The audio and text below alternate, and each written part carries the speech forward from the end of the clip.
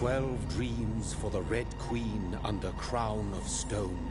8 voracious beasts born from 8 restless nights. 4 nails piercing the flesh of the sinner. 1 prayer for the summoned, called by this song. 'Tis perhaps the countdown to oblivion for the once proud city of London. 'Tis perchance her inhabitants' last dance alone to face death and pestilence. Confronted by the eerie and unknown, mortals became desperate for answers. A flock's flight makes for an omen, the falling of a star a dire presage. Turning to priests for interpretation when there was no reason to be found. When religion failed, men turned to science. I saw them build such vain cities, crafting machines made for endless war. New questions flourished as old answers withered. What is darkness but lurking sun? What is wall but enslaved stone? What is glass but tortured sand? What is song but a call to arms? What is hate but jilted love? What is life but death pending?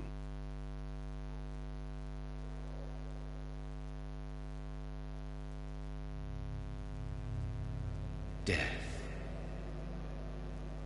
Since the apple was plucked from the sacred tree, mortality was believed to be God's punishment. A righteous snare to keep mankind from ascending to the stars. They were all so wrong. Death is not a wicked thing, nor some holy retribution. A true punishment would be to never know its sweet kiss. Awaken from the harshness and be born once more.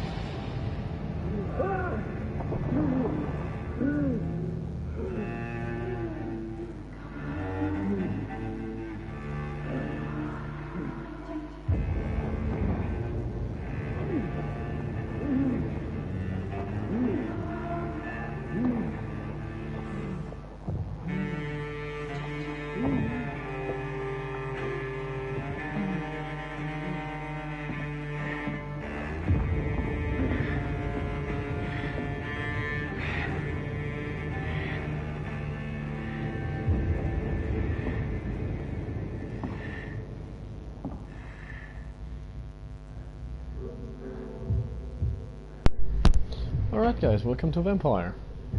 This game is currently free to play, at least on PlayStation Plus. And yeah, let's see how this goes. I've never heard of this game before, but it looks promising.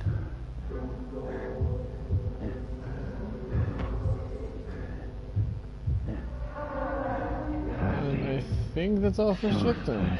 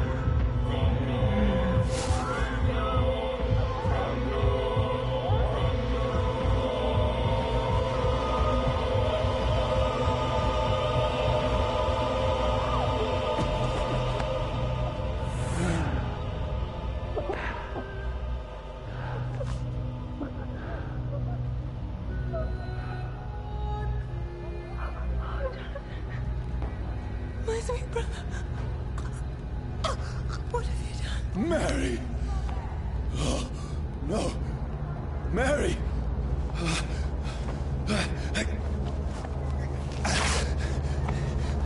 Hold on! Please, hold on! Oh, God. That's our sister, that's unfortunate.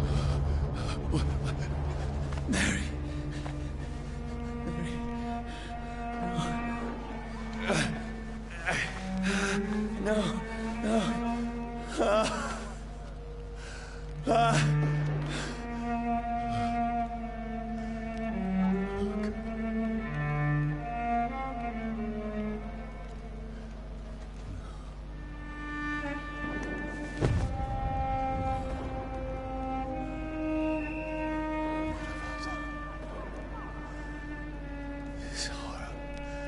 It's a nightmare.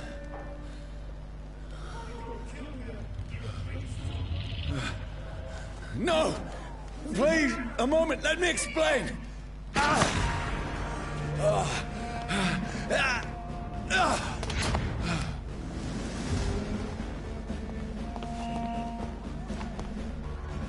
These patrols are after me. Cross the leads, boys! No! No! Don't shoot! This is a nightmare. I need to get out of here.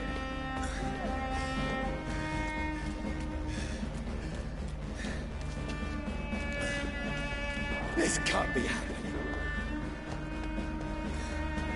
There's one of those ones. No!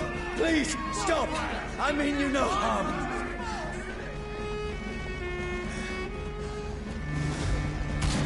What's going on? Oh, Mary. What have I done? What's all this about? Shit, where'd it go? Now, I can defend myself.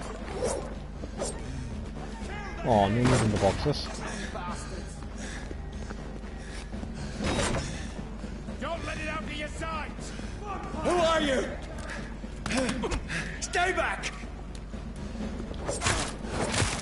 Sorry, but you left me no choice.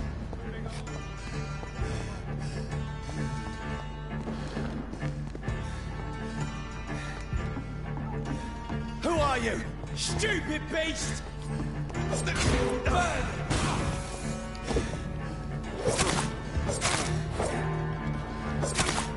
Sorry. I can't beat them. I think because it's the prologue.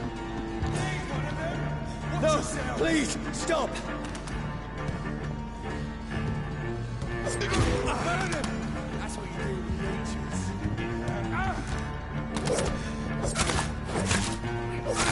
Who are you? What do you That's pretty want? basic enemies.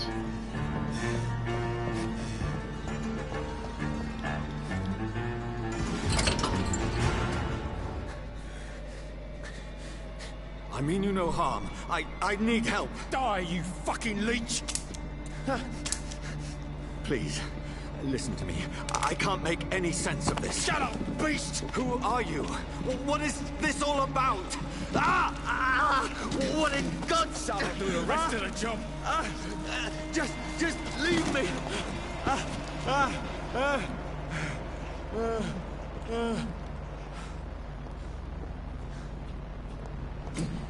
The sun feels like it's burning me to the bone.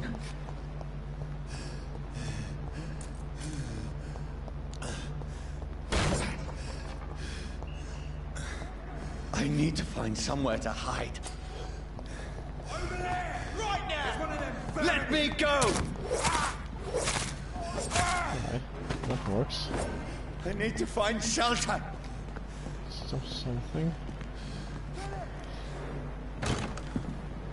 Is anybody there? What is this place?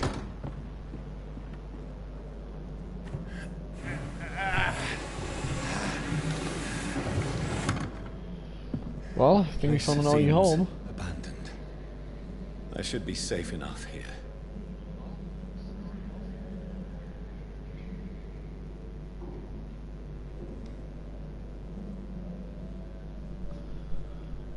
Back to controlling him. Oh, that's what looting looks like.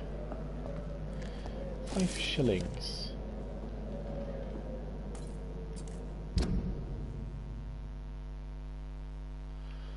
Ooh, very big map.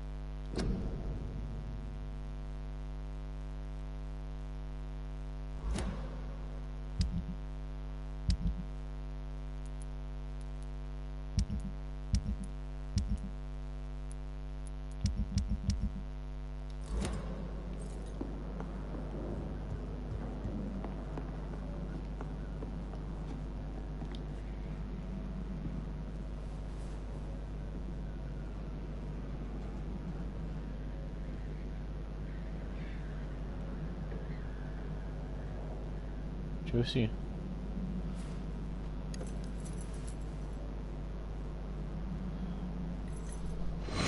Wait. This one's dressed up fancy. Let's run through his pockets. Picking the dead's pockets? Are you serious? I've still a rent to pay. He's got no more responsibilities. What's this? Gold watch. Beautiful it is. We fancy to share the takings. I suppose we are undertakers. Now, give him an Eve.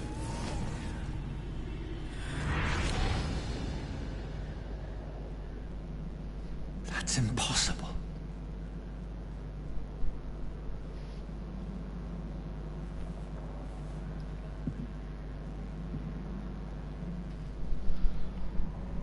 Okay. We were supposed at one point.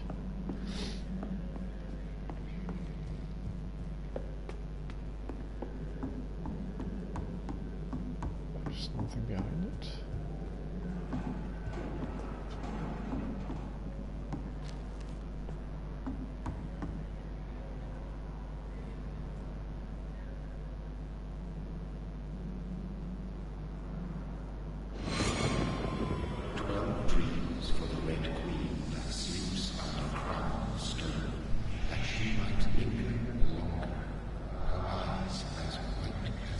Who goes there?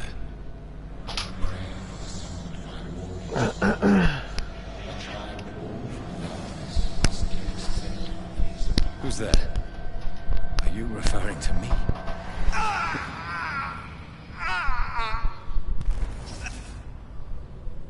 No! No! I still have so much to accomplish.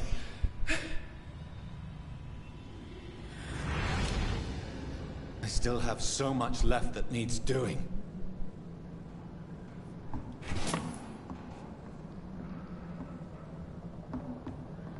Oh well, he's not too happy anymore.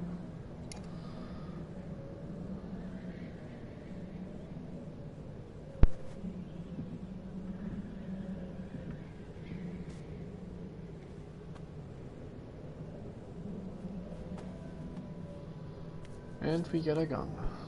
That's always good.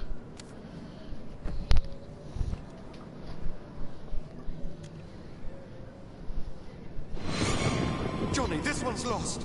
We need to leave. And now! No. There's time. I can save him. Oh, so I've been a medic. That's the enemy coming! The orders are to evacuate the hospital! And apparently we're at war. Done. He'll live. And now what? We fight. Killing is a hell of a lot easier than healing. So we were a combat medic. No, it never got easy.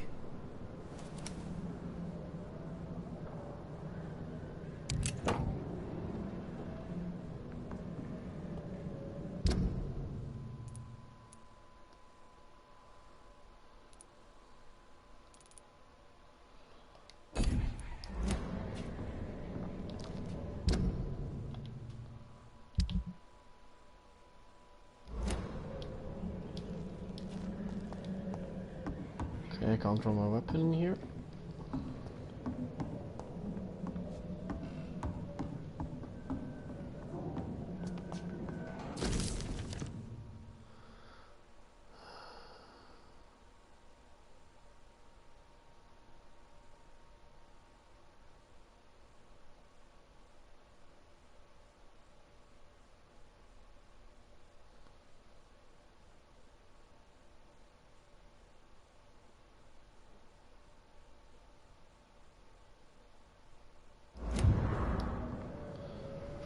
That was his diary, apparently. From the guy that killed himself. This makes no sense. None of it. No sense at all.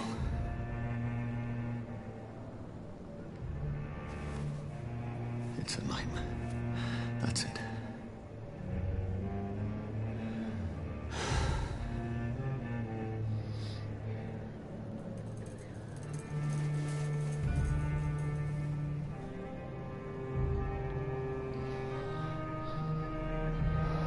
So be it.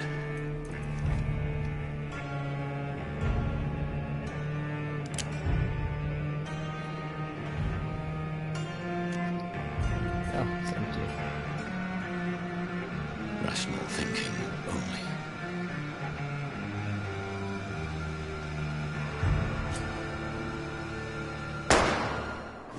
Or not. Well, that's it, guys. GG.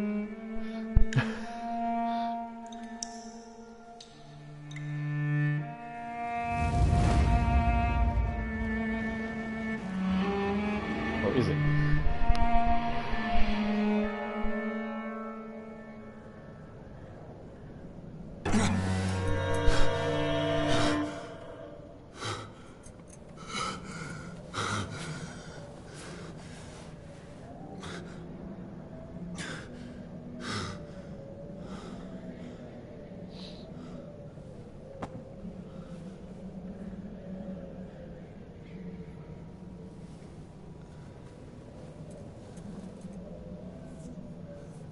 This is absolute madness.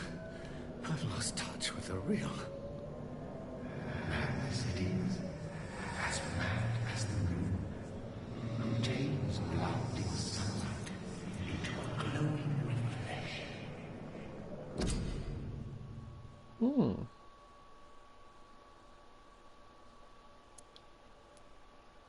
Alright, that seems to be the only skill I can take right now.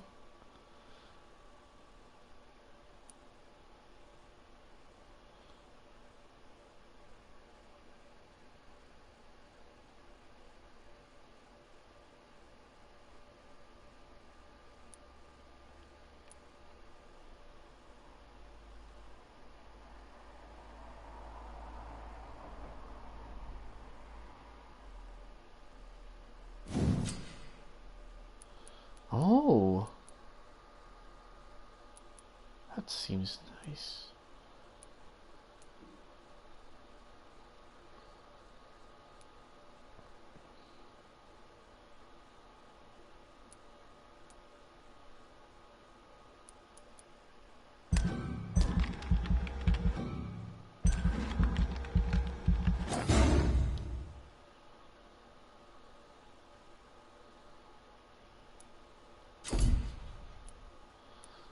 Okay, should I miss?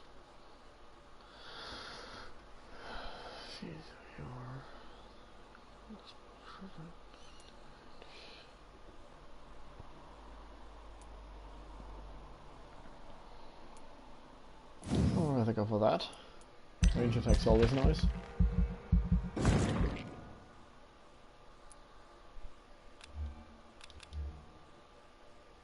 Level 8 required. Well, I can take all of them. Oh no, don't have any more.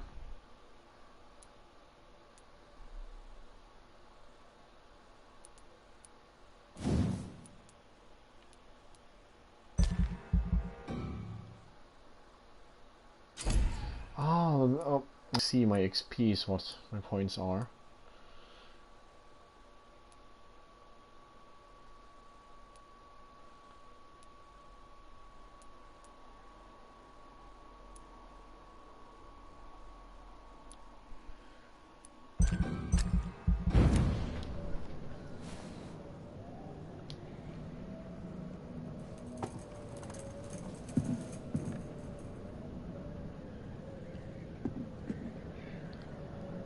Voice in my head. If I'm not mad, then it must.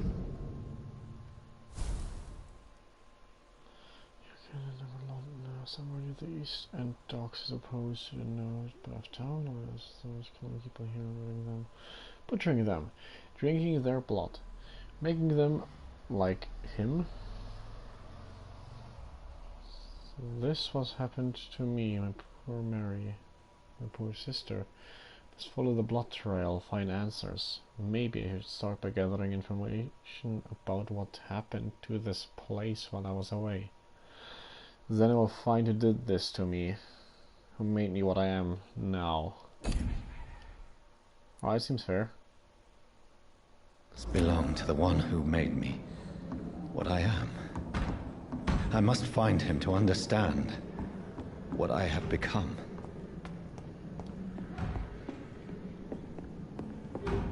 Where is it?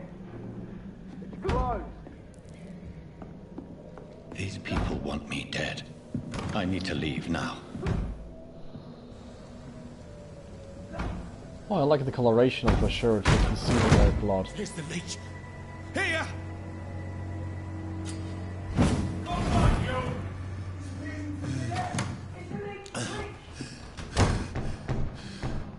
My head's spinning. Well, yeah, my head would be also spinning. But you sleep there. It's locked. Can I? Yeah, I can pull the revolver. Alright, no ammo.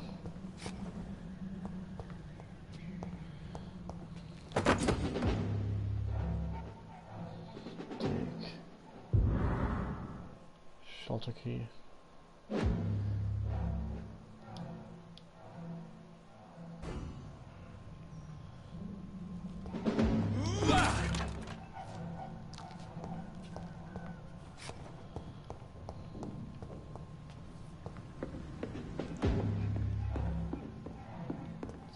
It's locked, all right. The key, right?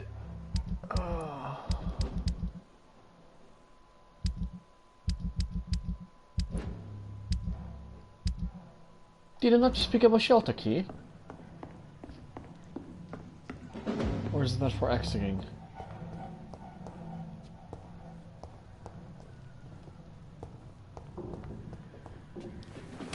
I'm still in Southwark. Okay.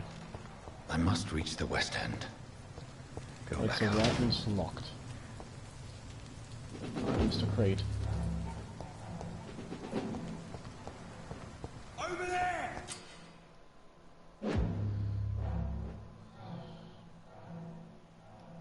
Die, vermin! Vermin!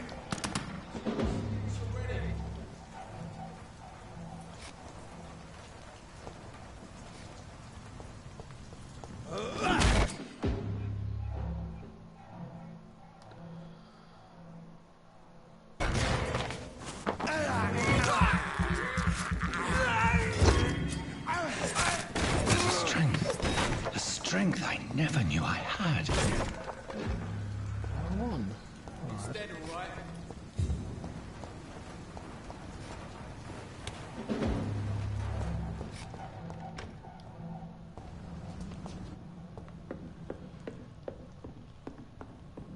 It's locked.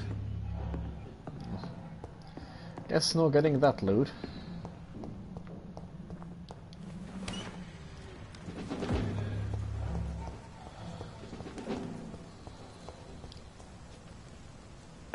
Over there! There's one of them vermin! This shouldn't be possible. Die, vermin!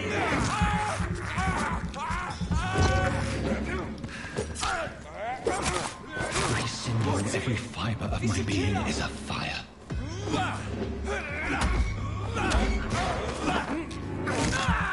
Let's get more blood.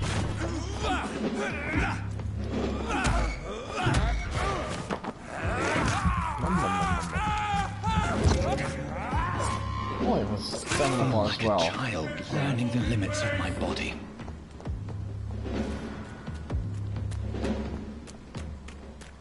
Here's no loot, right? I'll put it into you! Hello there, little one.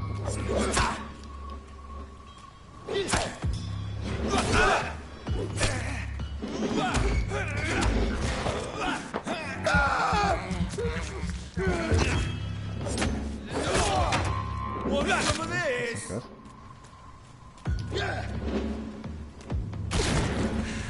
You're made! Oh, left my heel. Oh. My strength. My reflexes. I'm not human anymore. Minion power.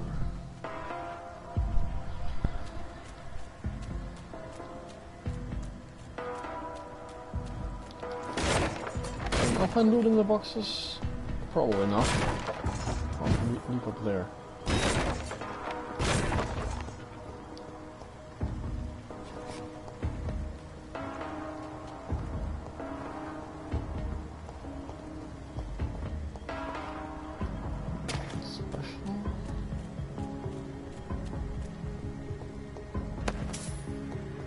More money.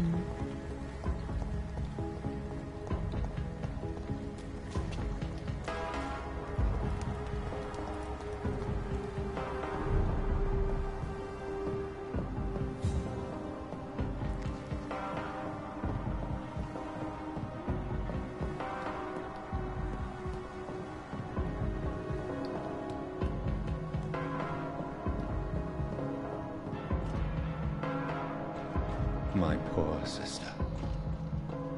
If only I had controlled my need for blood. Mary, someone will pay for what happened to you. For what happened to us.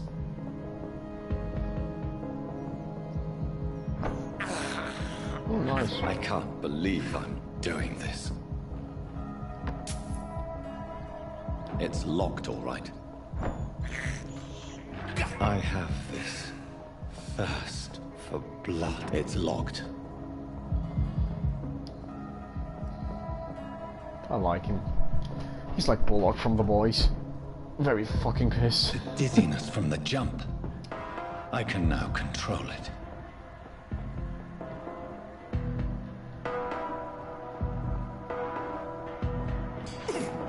So it's a little more. I cannot enter.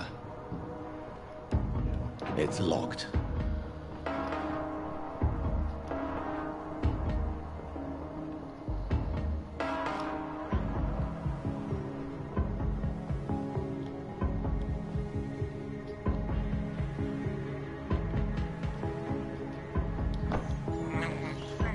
I can't believe I'm doing this. All you better do. What will London have to say to me? I've so many questions unanswered.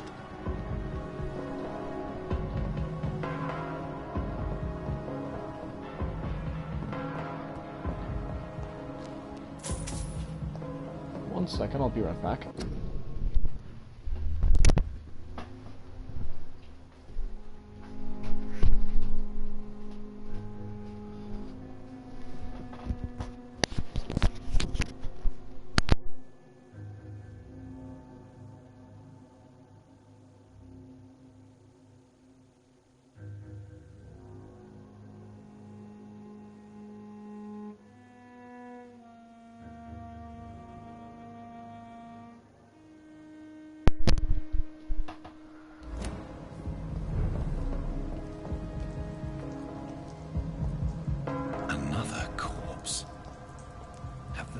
Streets of London become a mausoleum.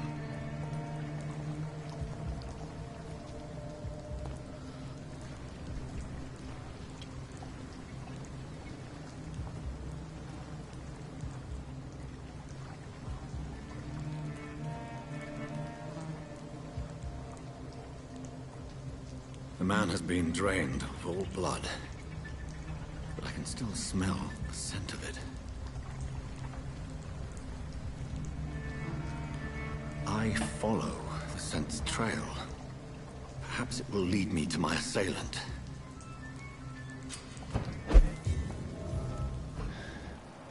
Fresh blood. The smell is so strong. Nice.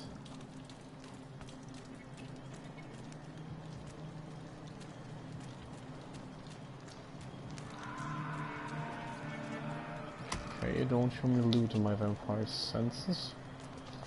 So it's not like the eagle eye from Assassin's Creed.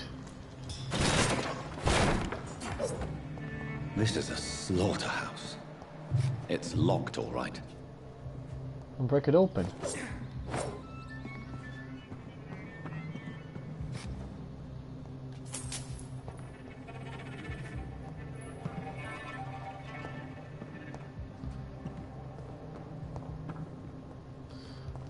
Do I perhaps have skills that can break it open?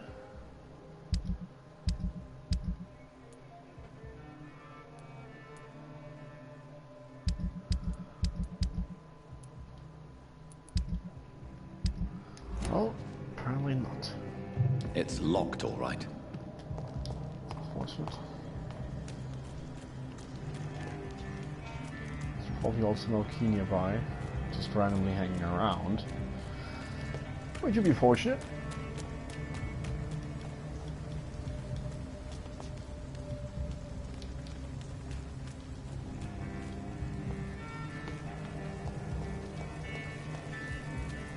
There is no one in sight.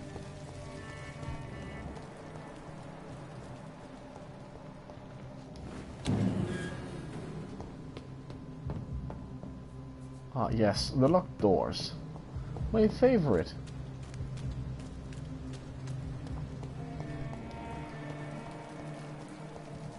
Where has everyone gone?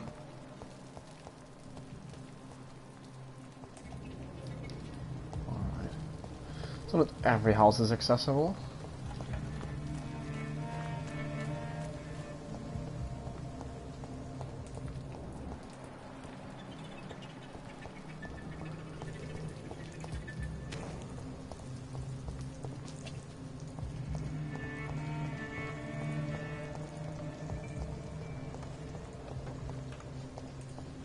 It's locked, all right.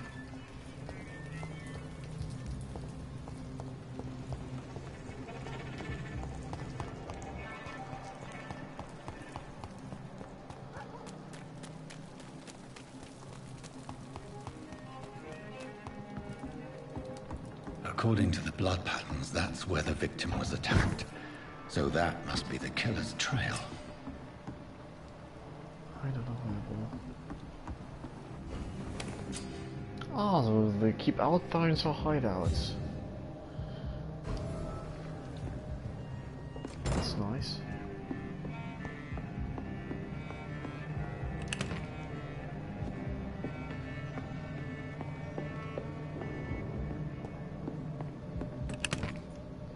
Free for all. Oh.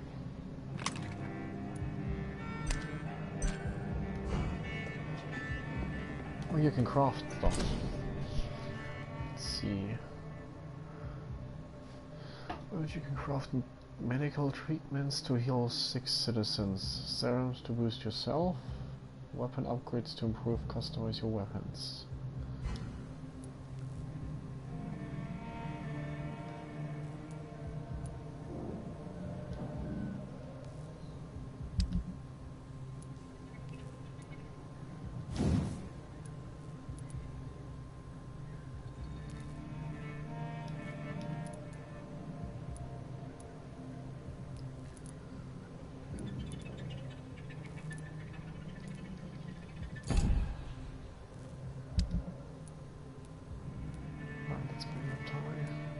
Recycle these.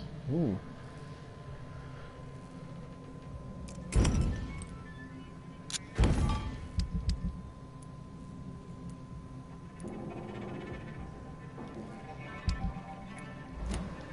That's nice.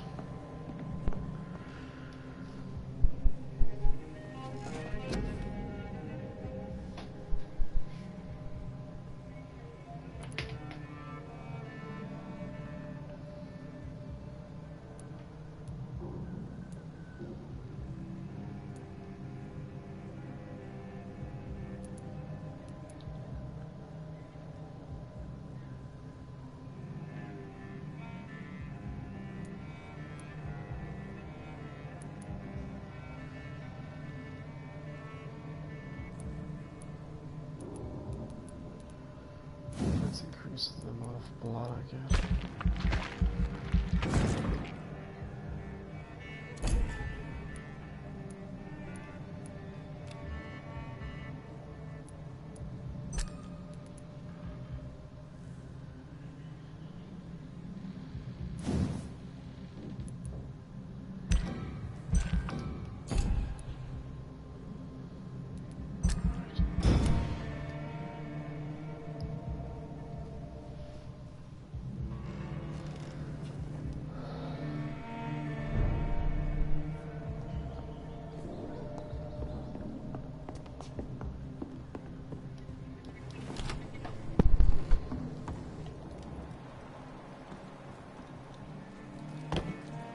That's strange.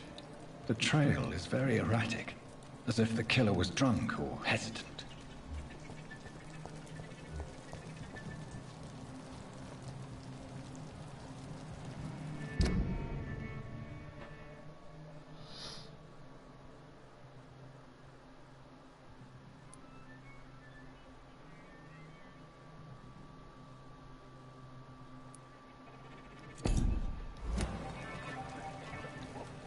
At last, a little life. Good evening, sir. I wondered if I could ask for your help. Wow, you look like you need a drink. Yes. I apologize for my outfit. It's been a long night. Been there, seen that. Don't worry, things can only get worse. What's going on around here? It's like everybody is hiding. You must be new here. Have you not heard about the murders? Everybody fears the return of the sewer dog. Who is this sewer dog? It's the local bogeyman. Convenient answer for every crime that happened for decades. You murdered someone, blame the sewer dog, eh? You make it sound like it's a fairy tale. People will always believe in monsters.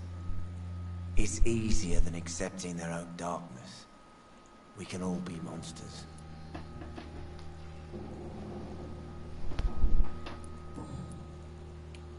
Has anybody entered the bar recently? Can't say. Sorry. I spent the night making love to that gorgeous bottle, see? This is important, sir. Are you sure no one has come in here in the last few hours? I don't know and I don't care. This is a free country. People still have the right to come and go, don't they? I'll leave you to your bottle then. My God, sir, you look like Jonah's whale just spat you out of hell. Can I get you a drink? No, thank you. I'm not thirsty. Well, grab a chair and get some rest. This is going to be another long night. Where am I? Where is this place? You're at my bar, sir, the Turquoise Turtle. The last ray of light in this dangerous part of town. Aren't you scared? Scared of what? All the bad shit happens out on the foggy streets. And I never go outside. Like me. So you're open all night? Yep. Figured people might need a place to rest in these dark times.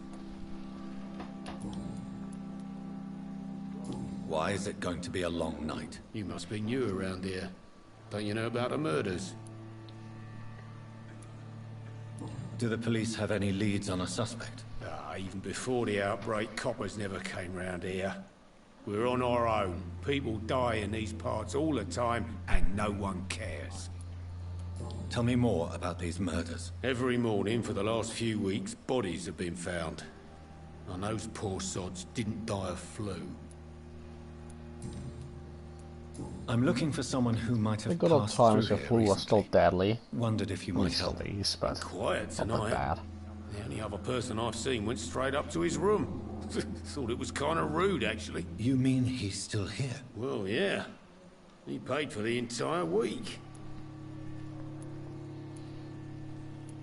Who is this man? What does he look like? Well, like a gentleman, I guess. Well-dressed, quite polite. A professor or something fancy like that. Always writing, reading notes. How long has he been here? He rented the room a few days ago and didn't say when he'd leave. I need to meet this man. I have questions. Just climb the stairs and knock on the first door. I heard him open his window, so I guess he's still awake. And, Yes? no funny business. You hear me? This is a respectable establishment. Alright.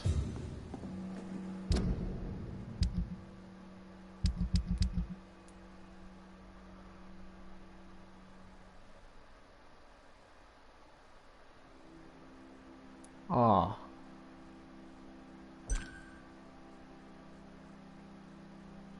I see, I can improve the blood quality before I before I take them. Hello, sir. May I disturb you again? And you're still ugly as sin. I'll leave you to your bottle then. Ah, funny guy.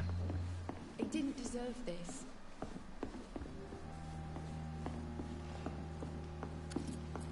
I like this game a lot, actually. I mean, it's only been a few minutes, but still. I like the way it works. Hello, sir.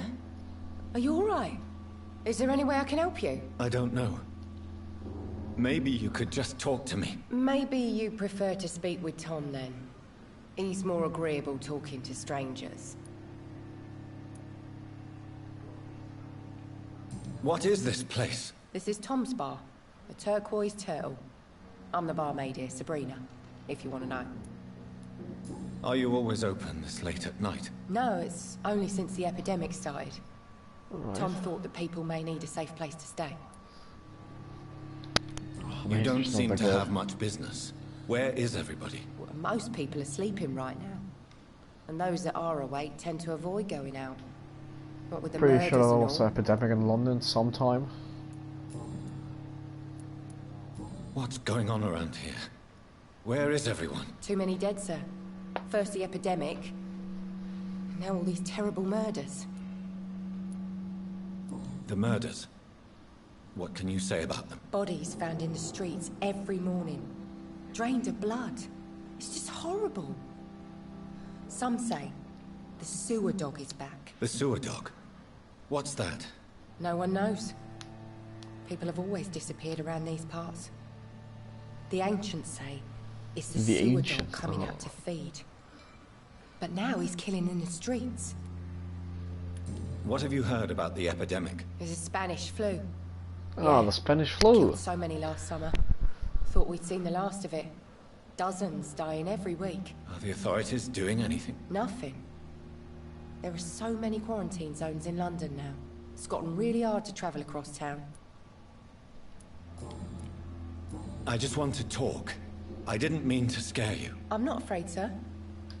It's just I've other customers to take care of. I only see one customer. Oh. Well, yeah, of course. I mean, I best check on them. I'll leave then. Thank you.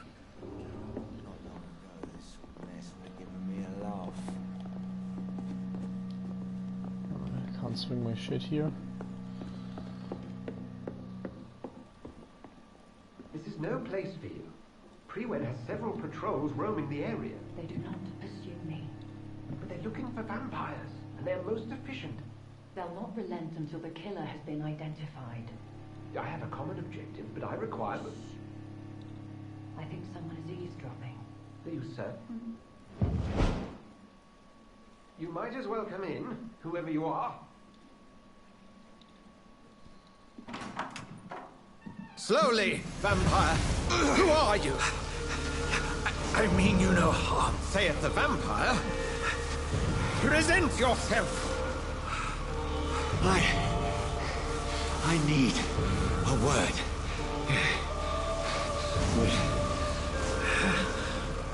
Anyone?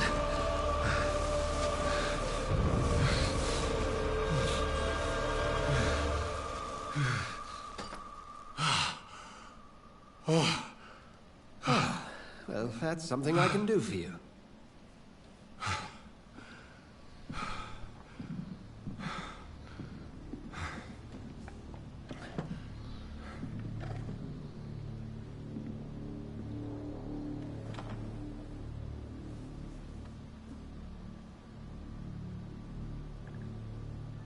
And who might you be?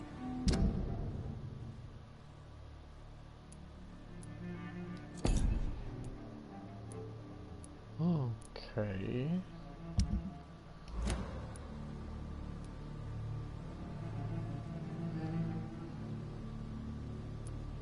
Tell me, who are you?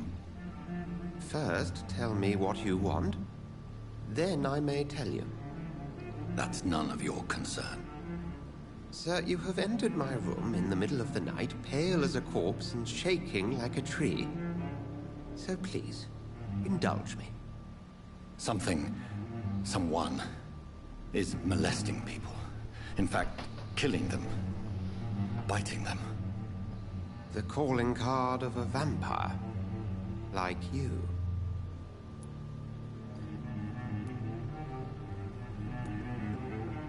I've been hunted down in the streets and attacked. I'm a victim here, too.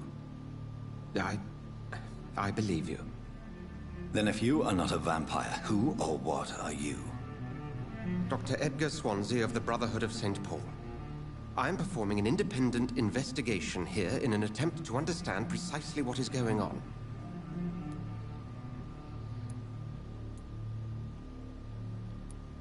And what exactly is this Brotherhood?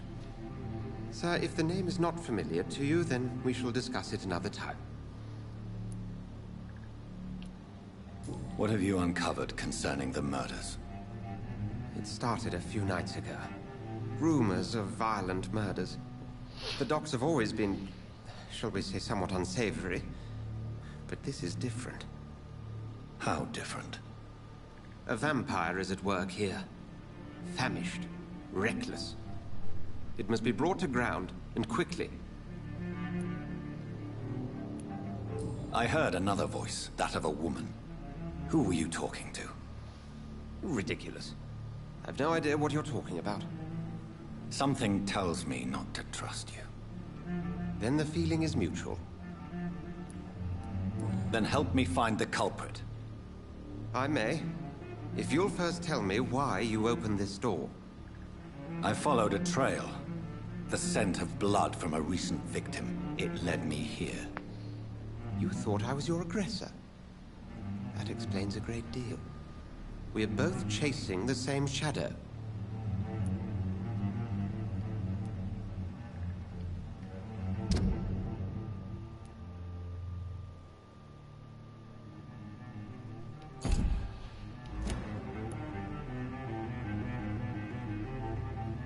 A shadow, indeed. Yet I heard his voice in my head. There was a moment I believed I was mad. You should let me handle this affair. You've no idea what you're up against. No. I will find the monster. He is mine. How will you do any better than I? But then let me ask you this. What are your intentions if you find the killer?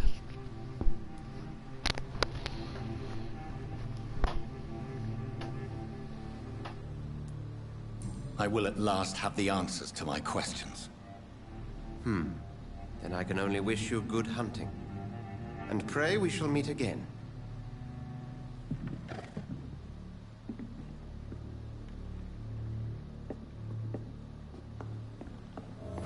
Oh yeah, let's rob him of his things. Because that's what you do.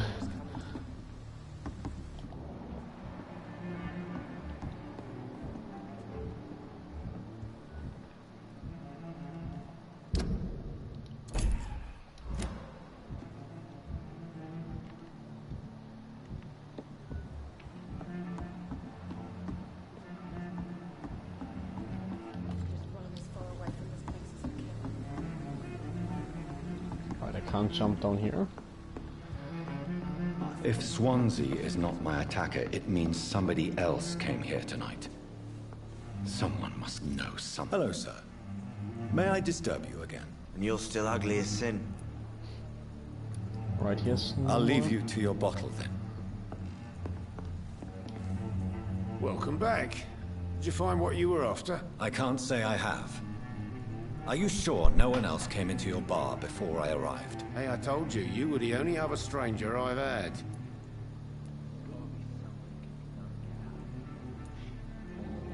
Goodbye, Mr. Required. Alright, let's find the hint then.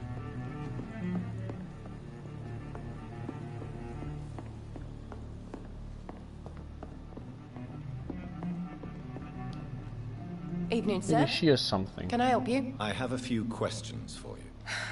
Well, if you must.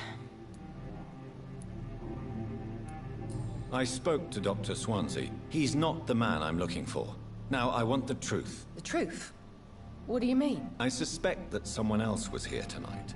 And I don't think Tom wants to tell me about it. I'm just the barmaid here, okay? If Tom says you're the only visitor we had, then you're the only visitor we had. I can feel your fear, madam. Please, tell me what's going on. It's Will. William Bishop. Okay, He came in here earlier tonight and he... Well, I thought he was going to clock someone. Why are you so afraid? I mean, his skin. His hands. I scrubbed every glass and every chair that he touched. God, I hope it's not contagious. What happened tonight? He was dead drunk, as usual. But my God, his eyes. His face. He must have caught something awful. He shouted and cried. It was terrible. Tell me about this William Bishop. Will was a sailor who worked at the canning factory before he lost that job. A nice bloke, really. He's never been violent.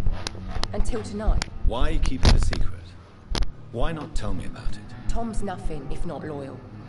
After Will lost his job, he offered him one ear. They used to be good mates. But recently, well... Will started to get very aggressive. I think we have our killer. Thank you for your candor. Be sure I don't think that's the one who turned us.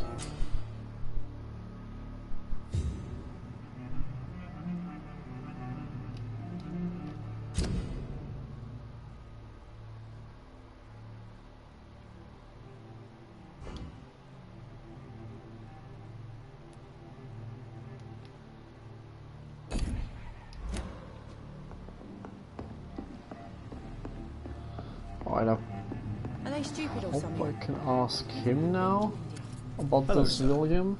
May I disturb you again? And you're still ugly as sin. I guess not. Has anybody entered the bar recently?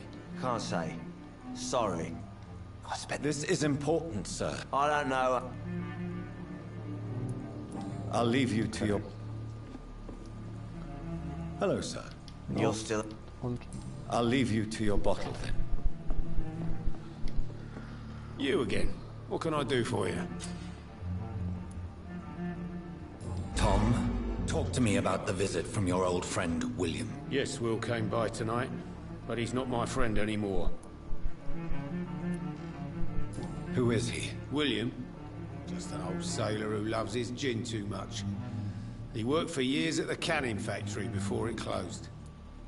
Is he dangerous? Yeah. Like many drunks, he's all bark and no bite. Can barely stand up most of the time. How was he tonight? Was he different? Sicker than usual, perhaps. He whined and mumbled about how mean people were to him and how he'd like to talk to me outside, and then he left when I refused. Why lie to me if he is not your friend? I didn't lie. I said you were my only unannounced customer, and that's the truth. I need to find him. It's a matter of urgency. Do you know where he is? You could try his boat. It's up by the North Pier. He sleeps there when he's too drunk to get home. Please describe him to me. What do you expect? He's a tall, sick bastard with a bad rash and torn old clothes. William used to be strong. Now he's a mess. Thank you, Tom. If you see him, tell him I don't want him back here unless he cleans up his act, okay?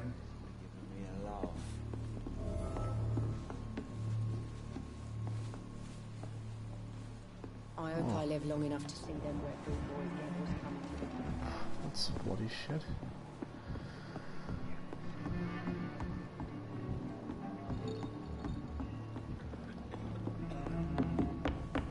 I think I'm losing my mind.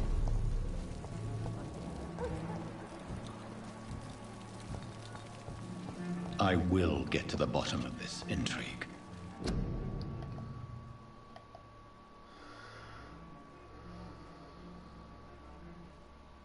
What's been done to me? To this city?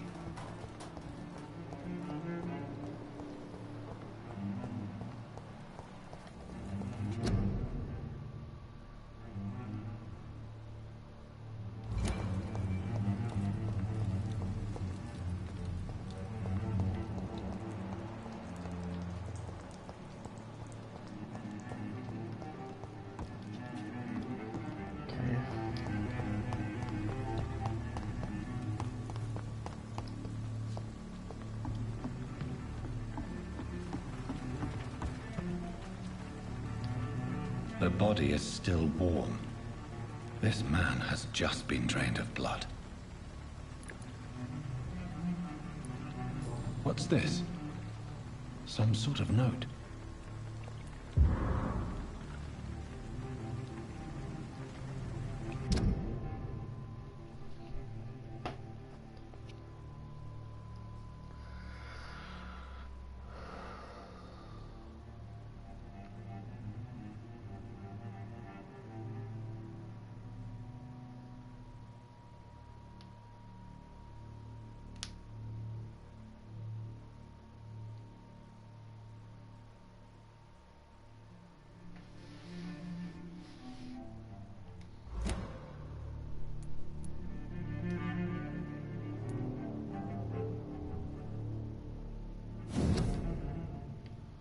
That's his diary. These men, they're a company of professional vampire hunters. This man was armed. He tried to defend himself. Blood and empty gin bottles. This bishop fellow is something of a heavy drinker. This corpse has been dried of its blood, just like the previous victim. There are blood splats on the other side of the canal. I must reach that barge. Alright. Seems like a plan. Nothing here, eh?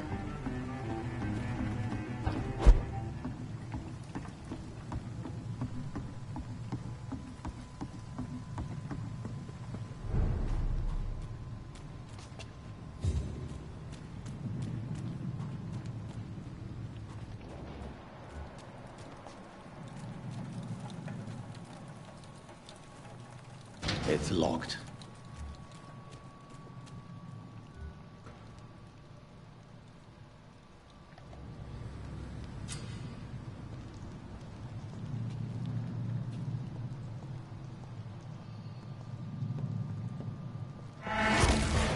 Over there!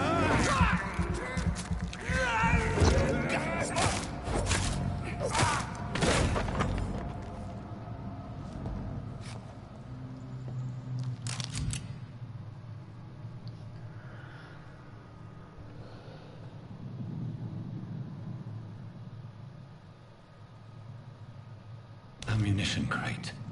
Okay. Good. I may need a lot of bullets. I feel like I'm back on the front line again. Use a more system to damage. Melee range. Blood. Shadow.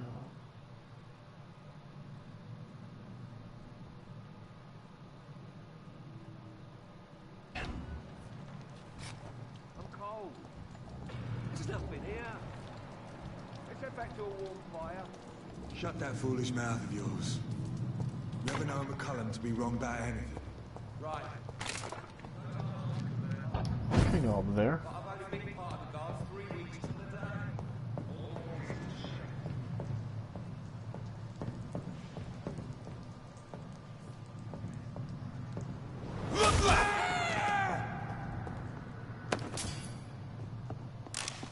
Oh, that was easy.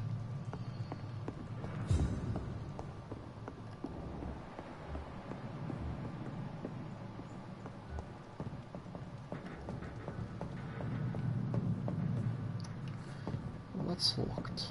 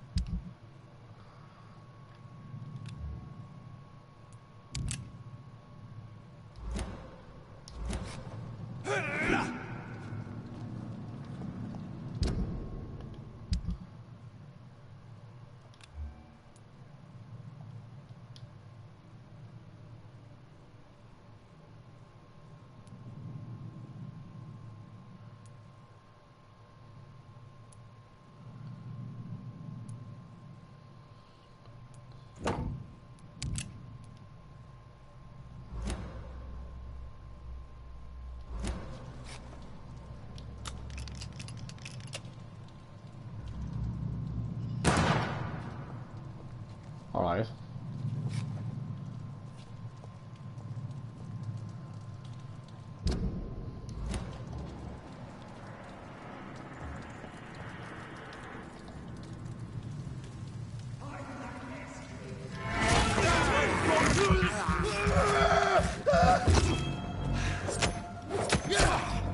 Oh, that's so heavy.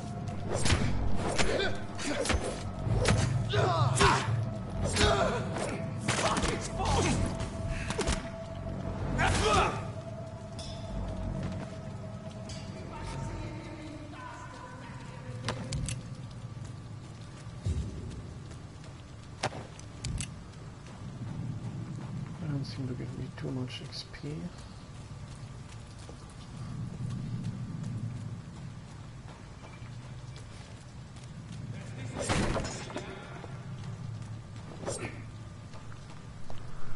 Oh, well, that's nice.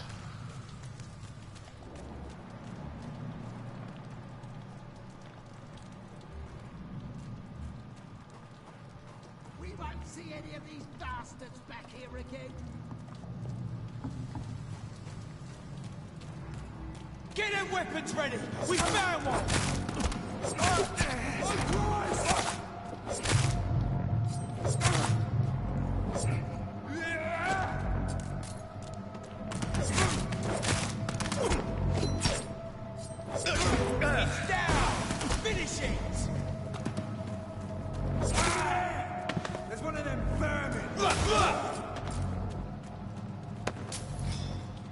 I like my ranged attack. And one hits for now. We'll get higher level probably.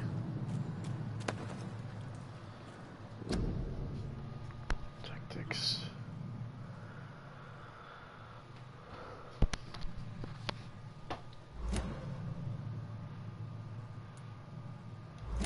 Oh, okay.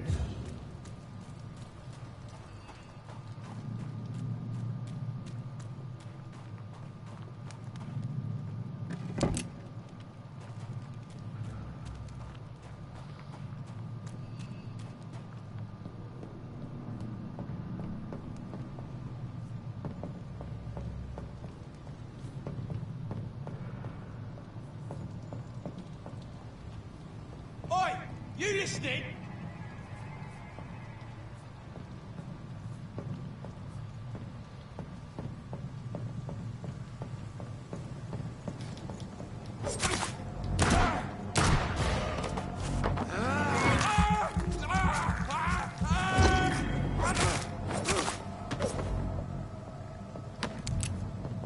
Yeah, no, I'd rather have my other melee weapon.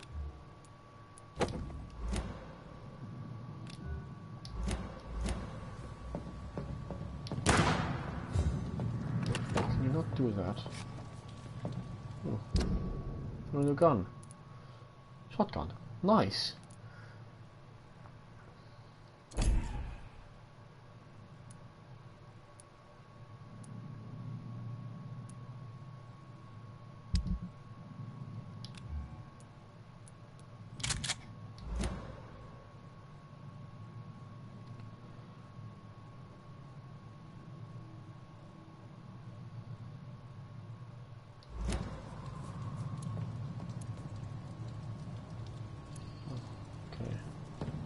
So I switch this.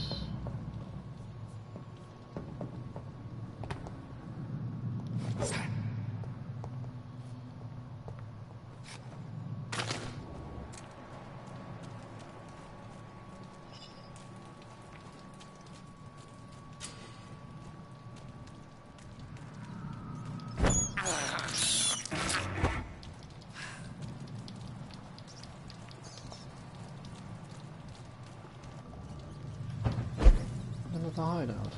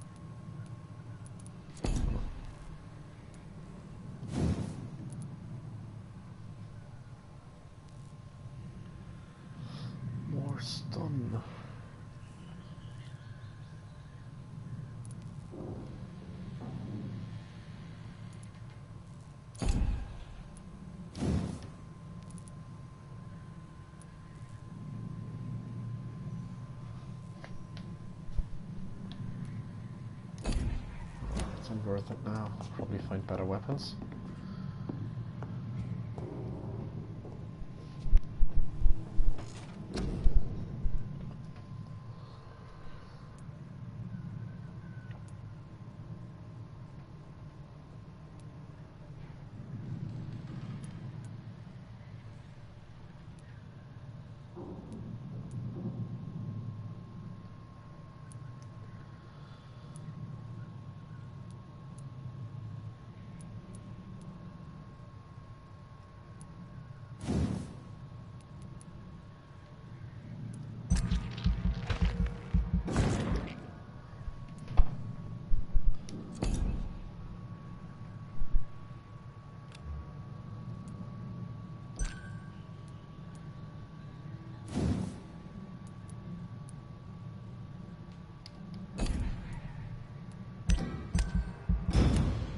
I really hope that there will be a New Game Plus.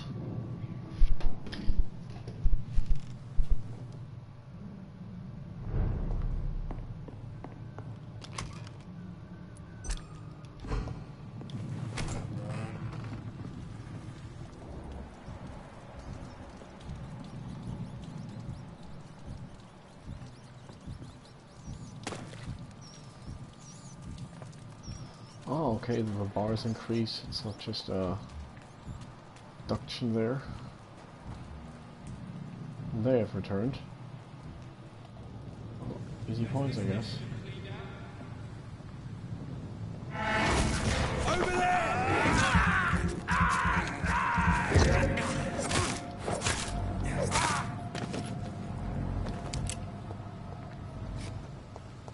We won't see any of these bastards back here again. It ain't human! Stupid people! There's one of them vermin! Oh, I have a cooldown on that as well. Not so nice.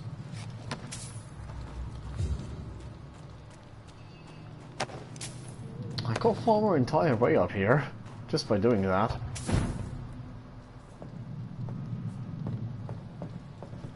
We'll probably even go pretty fast.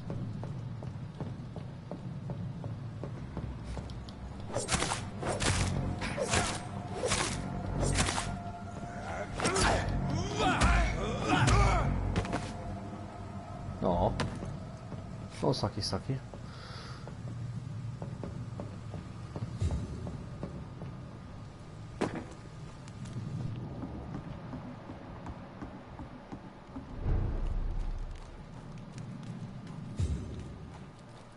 Fresh blood. The whole building reeks of it. The scent is so strong it makes me dizzy.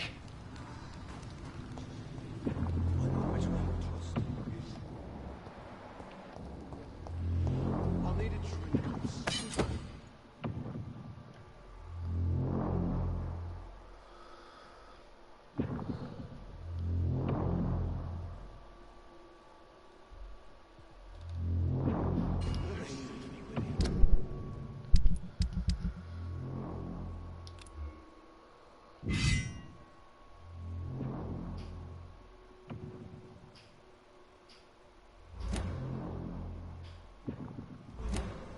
As one, we shall overcome this. We've done it before. Brother, I've had a drink outside tonight already and it did not quench my thirst. I must have more. Oh dear God, not again. William, please stop.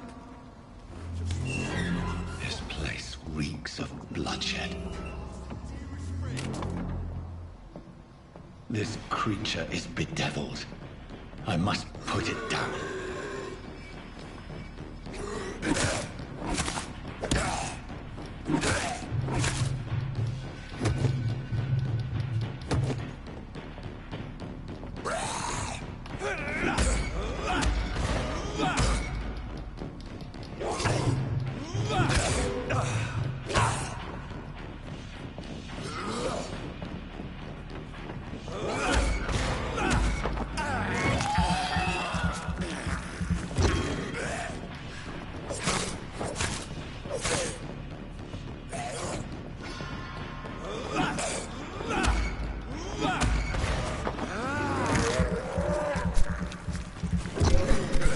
we do that, it increases the amount I need to stun them.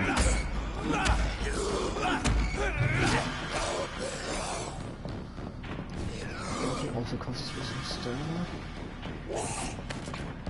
And they probably can heal up as well.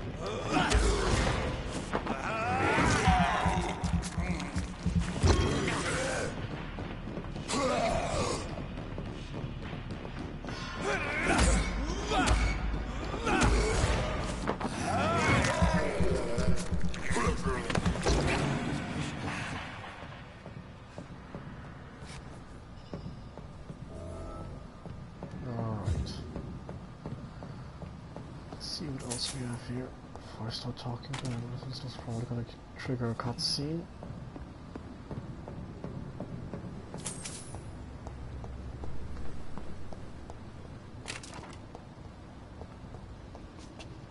Let me go.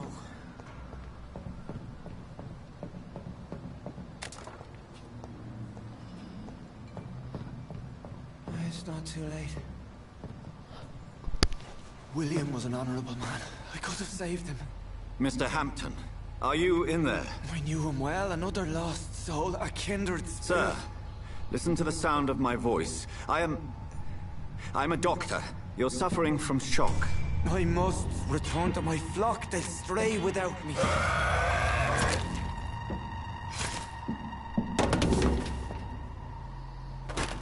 Remember, certain skulls are every bit as resistant as we are.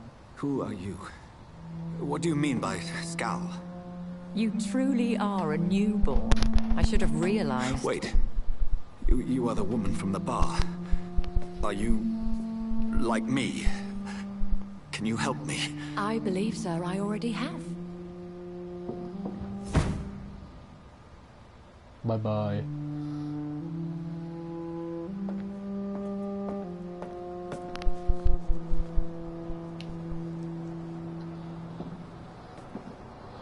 By George and the Saints, you've solved the mystery of these terrible murders. Patience, good fellows, I've come to offer help. Just give me a moment to secure my boat. We can leave this awful place. William was not the evil man they claimed. He was just taken by the thirst. He needed his drink. This man requires medical attention. We'll see he gets to the nearest hospital. No, please, I must tend to my fold. My flock needs me. Yes, sir. Go with the good Dr. Swansea. He's resourceful, and I'm sure he'll take good care of you. You'd best come as well. The sun is soon to rise, and you'll need a place to rest. I just need a moment. If I can learn something about what has happened to William, I'll be a step closer to understanding what happened to me.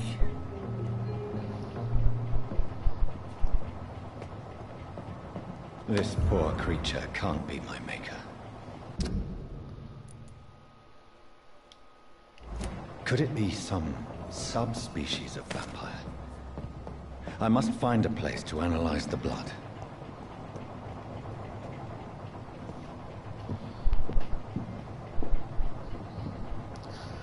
At dawn we row.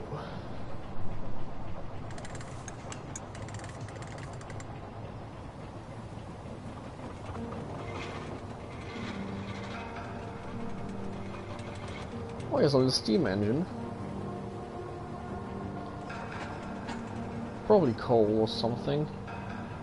I just noticed that's an Where are we headed? We're on our way to the Pembroke Hospital. It's just across the canal. They'll have a bed for poor Mr. Hampton. William was... What manner of creature was he? Predator, prey, villain, and victim. Who can say? The important thing is that he's been stopped. Duly noted. And the woman? What... Who is she? What woman? Oh, don't play me for a fool.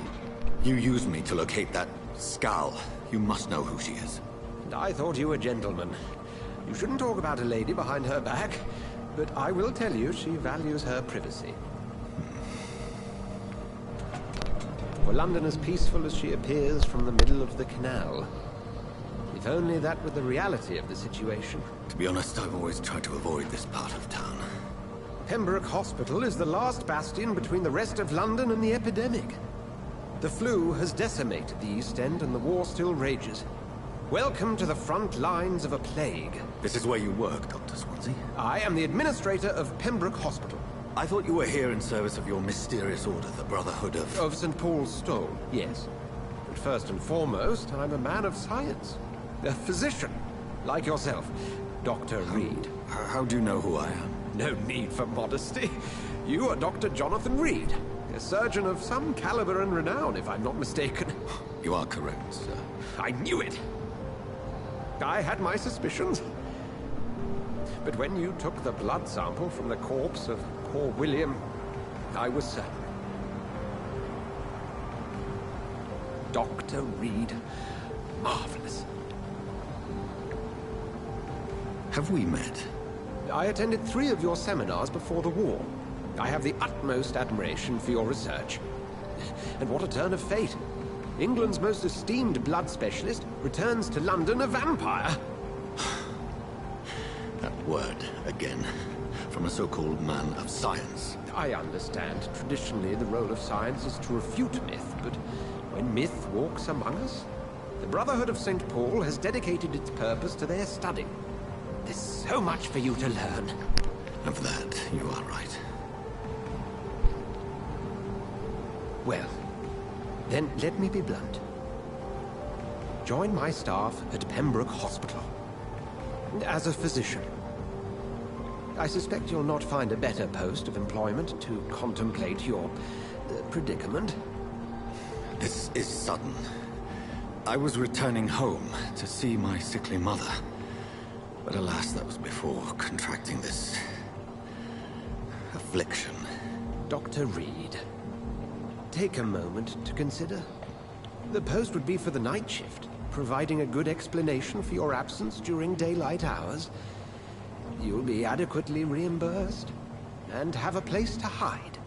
I even had the forethought to bring some clean clothes. So, what do you say? It seems I have little choice, but yours is a generous offer, so I thank you. Brilliant! Oh, Jonathan, this is one for the book, and the beginning of a beautiful friendship.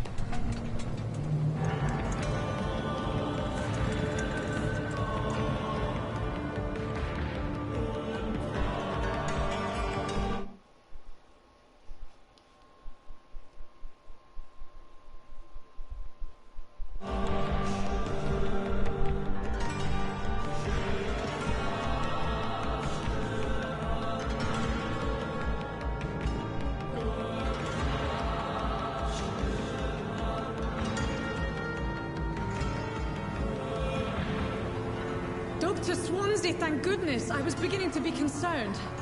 Worry no more, Nurse Crane, for I bring good news.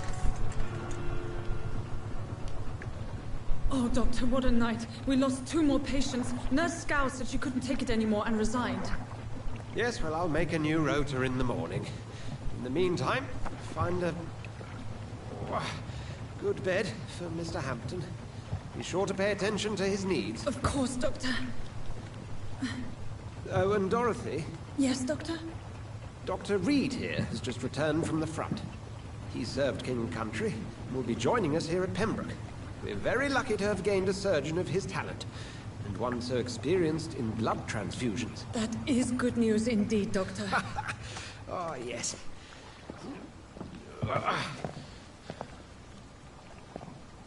Here at Pembroke, it's not what we have, but what we haven't. It's only thanks to Nurse Crane and the staff that our ship is in sync. If you have any questions, just ask her. Duly noted. Thank you. Your assistance is required, Dr. Swansea, immediately. Welcome aboard, Jonathan. We'll catch up after my rounds. Coming, Nurse Crane. I'm coming. Well, I certainly look better now. For some reason that were apparently the clothes I had in the beginning, if I can remember correctly from the cutscene. I'm sorry, Jonathan. Mr. Hampton needs me right now. Come on, you bastard! You can do better than that! Nah, it's my turn!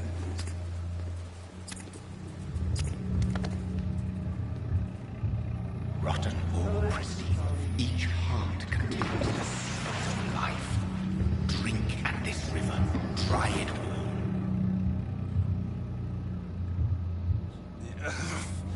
Oh, come on, you bastard! I won't bite. Sir, please. You've lost too much blood. Calm yourself. You think I didn't notice? Stop your staring and get me to an hospital, you arse!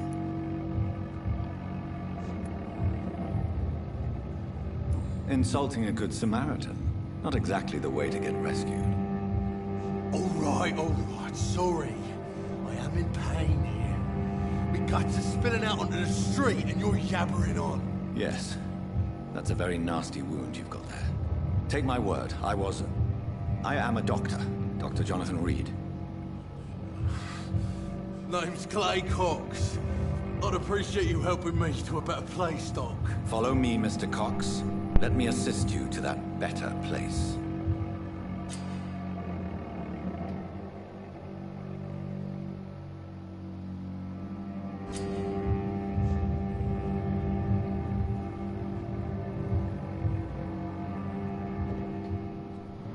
No.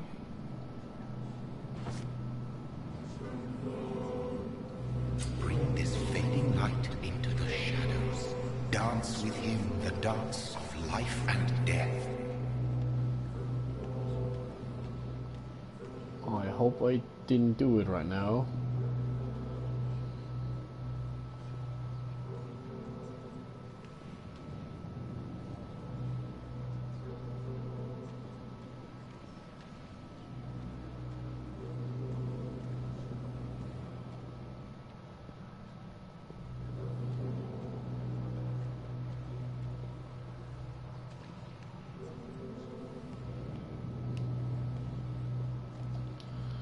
Damn it, I didn't want to kill him. She wanted to save him. Annoying.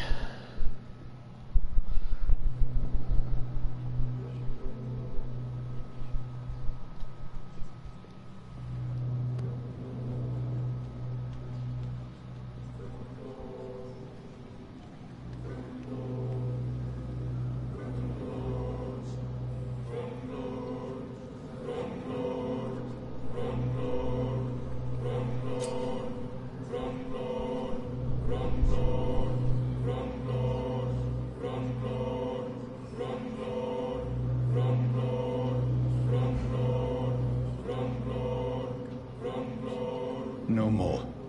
Not tonight. Not like this. I will not take another life.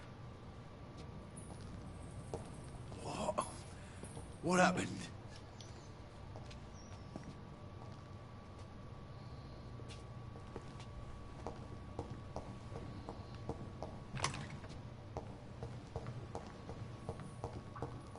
Whoa, I feel giddy.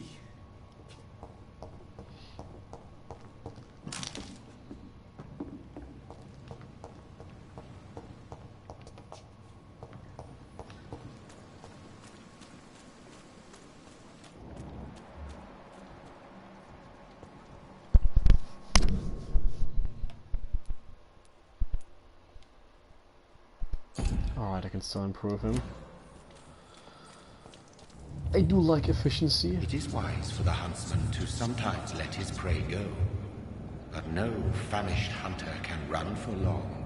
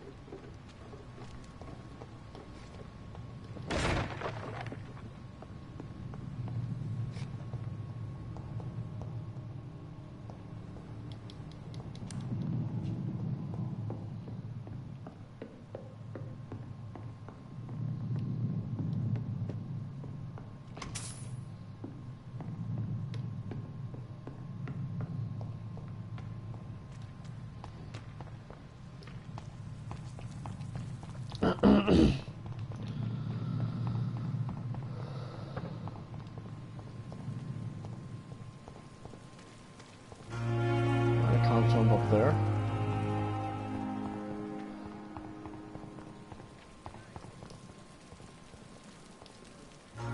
Good evening, nurse. I'm Dr. Jonathan Reed, the new surgeon here at the Pembroke. Dr. Swansea has already told us about you, sir. I'm Nurse Gwyneth Brannigan.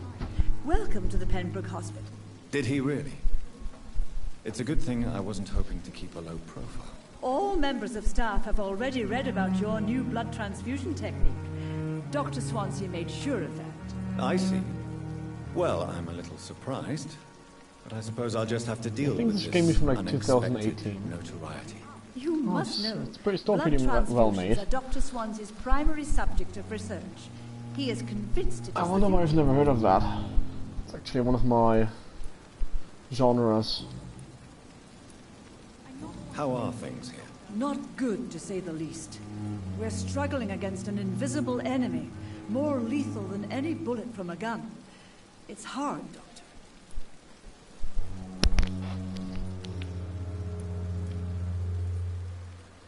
Do you think this hospital can survive the epidemic?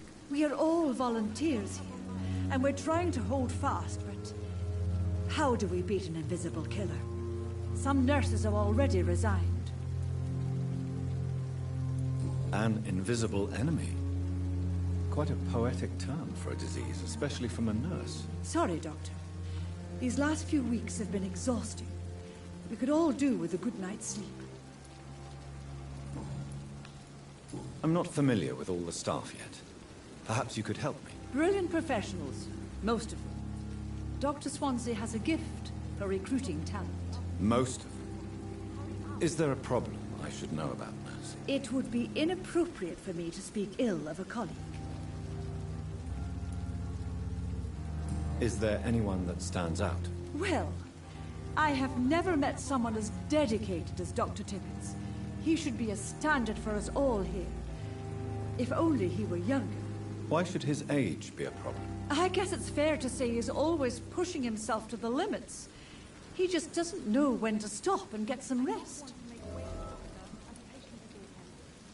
Nurse Brannigan, if you do know something, please tell me. Anything you say will be held in confidence. No.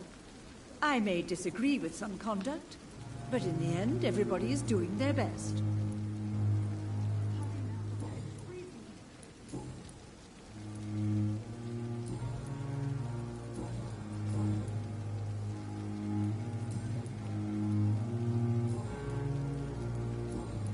Goodbye, nurse. Call me if you need assistance. Doctor, where have you been? I've little time to play hide-and-seek with new staff members, no matter how illustrious they may be. I found a wounded man by the docks. He answers to the name of Clay Cox. He requires urgent medical attention. Already making the rounds? That's the Pembroke spirit. I'll ask our porter, Milton, to bring him back immediately. Thank you, nurse. What can I do for you? Dr. Swansea insisted we provide you a quiet office. You'll find it on the second floor with your name on the door. Thank you. Nurse Crane, isn't it? Yes, Dorothy Crane. Welcome to Pembroke Hospital, Dr. Reed. Your office has been prepared. I would like to ask a few questions first.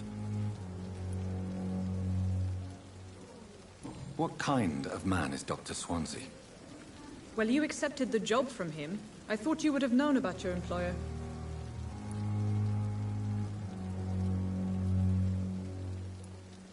Apologies, I've only just met him the once. This is sudden. I've only just returned to England. Dr. Swansea is a brilliant surgeon and the most compassionate physician. It's right to assume Dr. Swansea knows far more about me than I do about him. You'll get to know him soon enough, and better than me. The administrator has better things to do than mix with us. And Mr. Hampton, the patient we brought in. How does he fare? I gave him a sedative to help him sleep. Poor thing was in quite a state of shock. If you could point me in the direction of my room again, nurse. Second floor of the hospital, left after the stairs. It's the last vacant office at the end of the corridor. Thank you, Nurse Crane.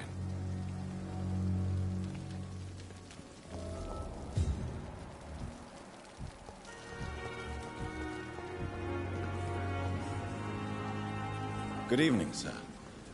I'm Dr. Jonathan Reed. I'm new here. I've already heard about you, Dr. Reed. I'm Milton Hooks, the ambulance driver for this shithole of a hospital. That's quite a blunt introduction, Mr. Hooks. You can call me Milton. I like to speak my mind, Dr. Reed. Perk of the job. Don't judge me, and I won't judge you. I'm not sure I understand what you're talking about. Well, I'm no doctor, but I'm pretty sure a gun can't be used as a surgical instrument. You have a keen eye. I learned to shoot during the war, and have carried one ever since. Old habits die hard. No need to explain, Dr. Reed. And if you ever need a better gun, remember, I may have something for you.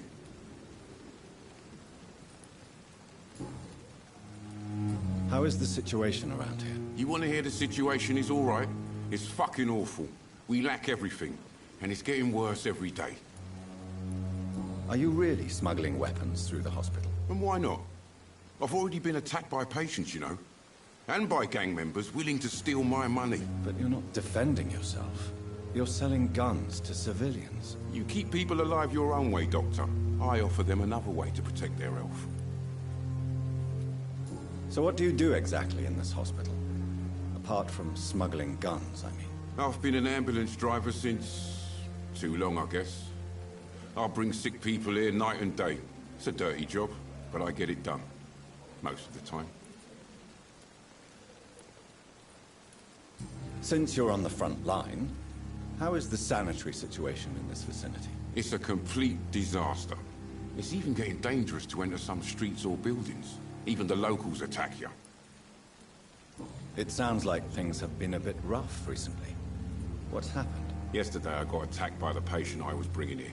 I escaped through the hospital's garden, but I lost my wallet when I was running. You left an infected patient outside the hospital? That's incredibly dangerous. Go there yourself if you want, but be careful, Doctor. I'd rather not bring your dead body back.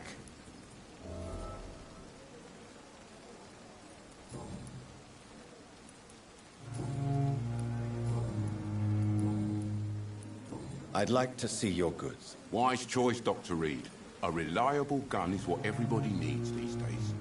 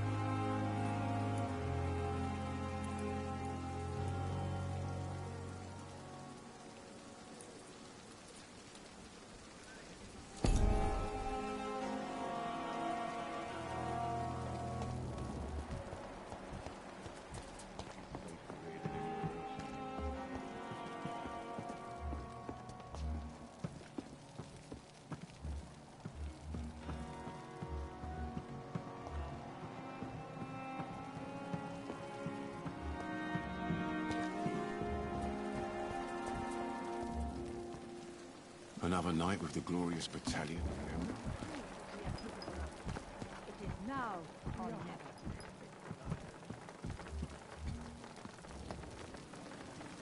Good evening, sir. So it is true. The famous Dr. Reed has joined us. I can't think of any, but... Do we know each other? Actually, yes. Doctor... He was also... Goodbye, Dr. Tippett.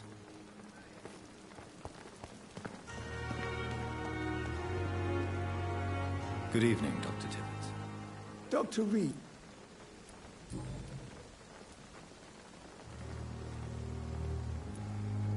What is the Pembroke Hospital situation?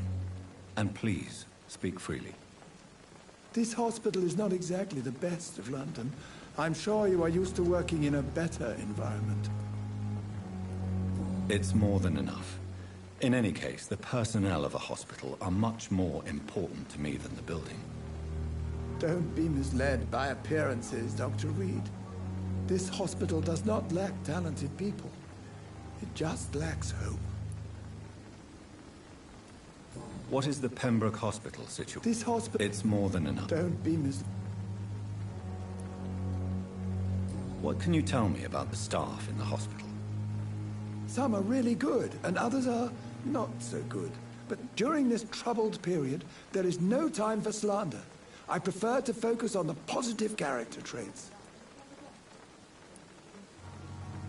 Any opinion about the management?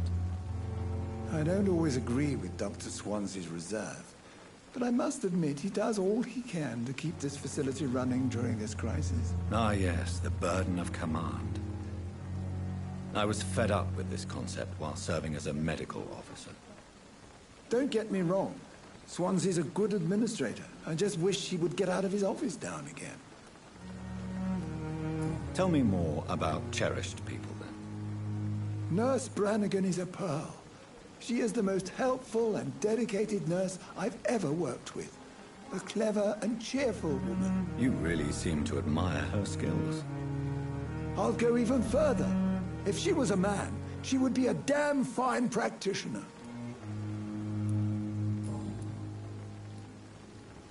You're exhausting yourself, Corcoran. Maybe you should think about preserving your strength. No. We must keep on healing all those poor souls. We are the last rampart before chaos. Once more unto the breach.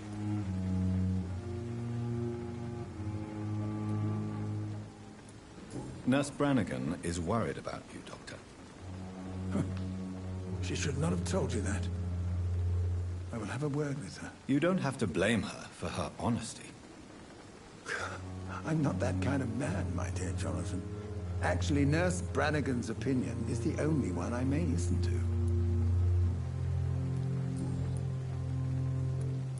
Goodbye, Dr. Tippett.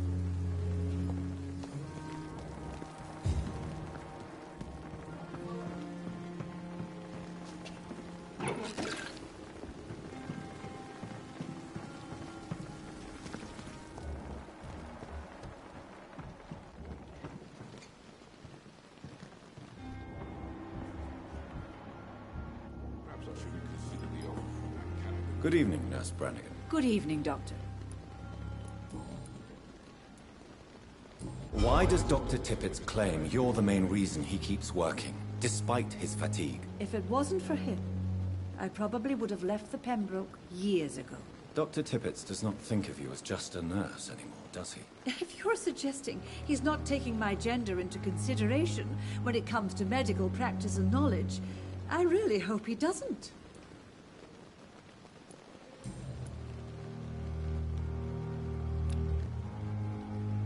Do you require medical assistance, nurse? Thank you for your concern, but I'm fine.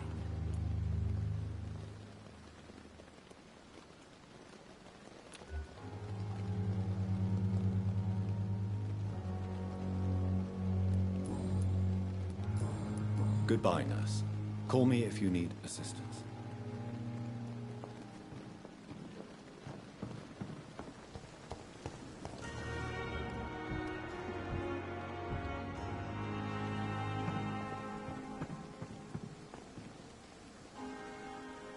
Good evening, Milton. Good evening, Doctor. Still trying to save lives? Goodbye, Milton. Dr. Swansea is right. This place seems perfect to conduct my research. Good evening, sir. Can I help you? Unless you're here to fix my face. No. I don't think you can help me. I'm Dr. Reed. I've recently taken the position of head surgeon here. War injuries, am I right? You guessed right, Doctor. German shell took my pretty little mug right off. But they still call me Thomas Elwood.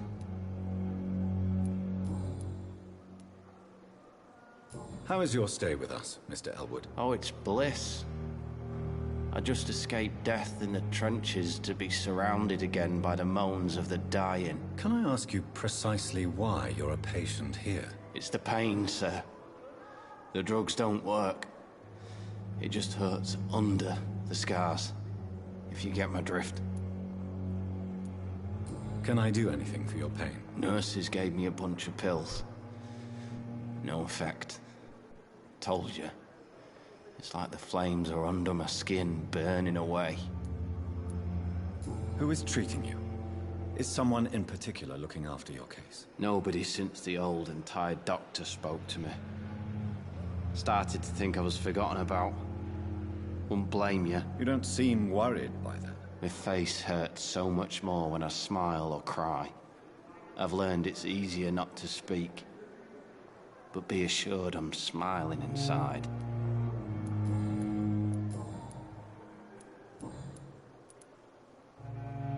Where were you stationed, sir? Did you serve for long? I really don't want to talk about all this shit. No offense.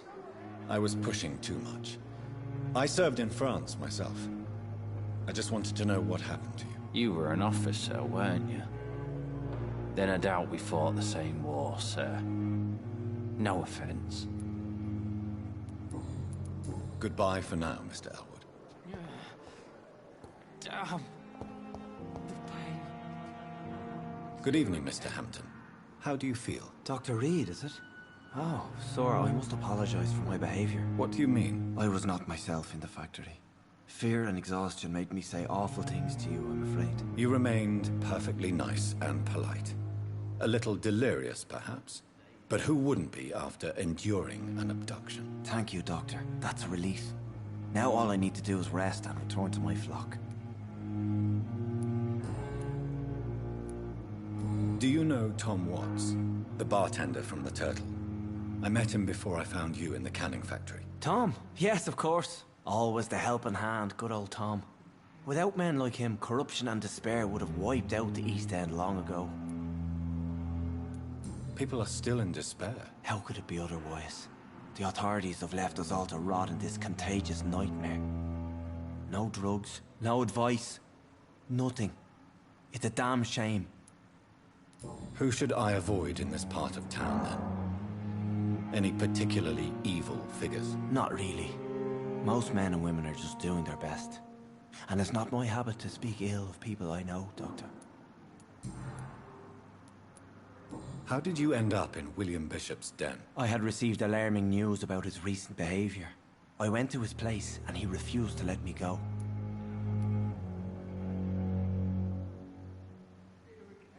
Why did he abduct you? William was an alcoholic. His addiction suddenly changed to blood. I don't know why. Just like a patient I met here. This Miss Hawcroft. You dared to enter this awful place alone. You're a hero, Mr. Hampton. Or a fool. I'm just a man trying to help his friends, Dr. Reed. William Bishop was a conflicted soul, searching for light. What is the general situation in the East End docks? The situation has always been tough, with a lot of tensions between the gangs and the dockers' trade union. The wet boot boys are very nervous since they lost their leader. Who leads the gang now? Since Clay Cox went missing, it's his wife Edwina who runs the show, with the assistance of her minion, Booth Digby. Has the gang been threatening you? Ah, no. I've had this nickname for so long, you know, the sad saint of the East End. No one dares to bug a saint, not even criminals.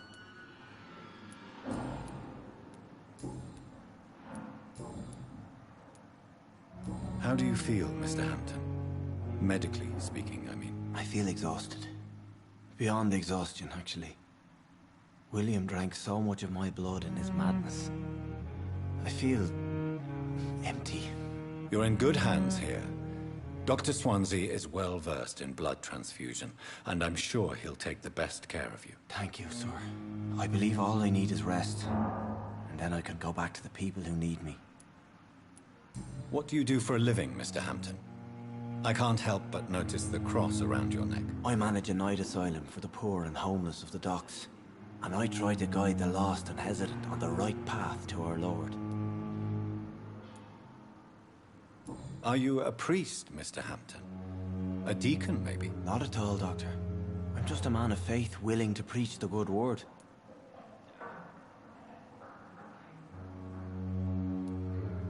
Why didn't you use your cross against William Bishop? To repel him somehow? That's a very strange question, Doctor.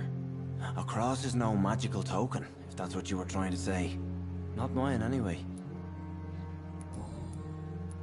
Have you made friends since you arrived? Not really, but I recognize Miss Harriet Jones. I knew her when she lived by the docks.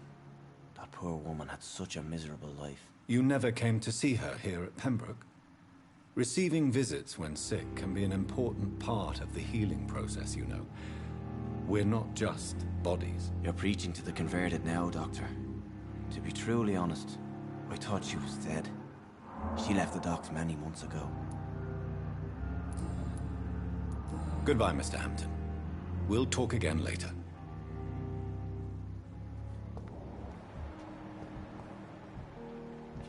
It's locked, all right.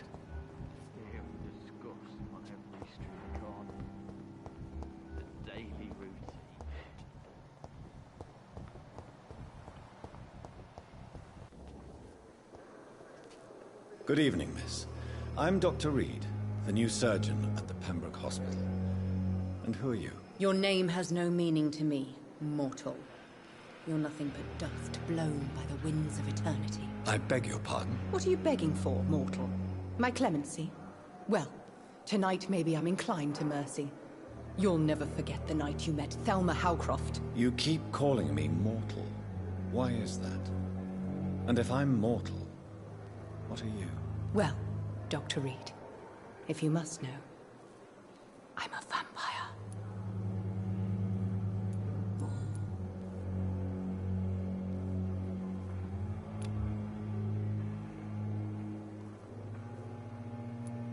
And why do you believe you're a vampire? I don't need to believe anything. It is what I am. It is what I feel within this hollow shell of flesh. Please, describe to me how you feel. What is it like to be a vampire? I can hear my body crumble from the inside as my flesh cracks and fades. I sense the last pulse of postulant blood within my drying veins. I need new blood. I see.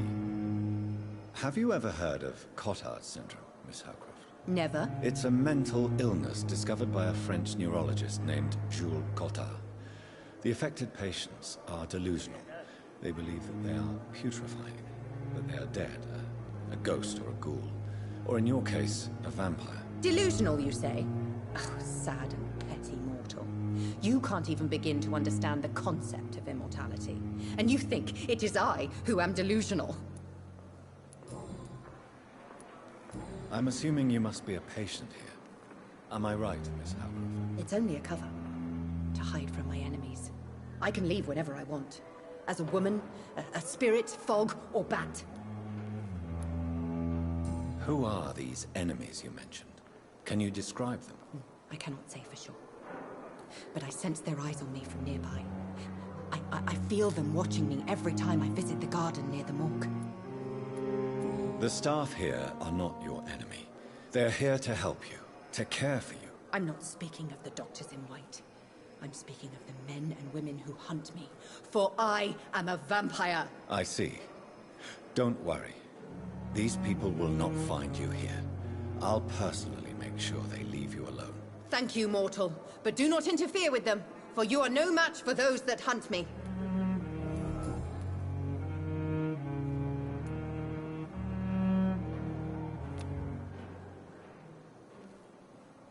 Do you require my services, Miss Howcroft? I have no need for your medicine, Dr. Reed. Blood is the only drug I need.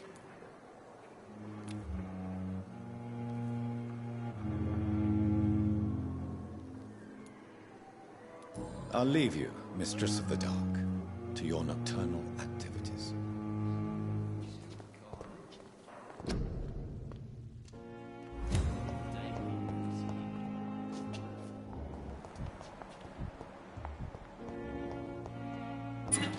It's locked.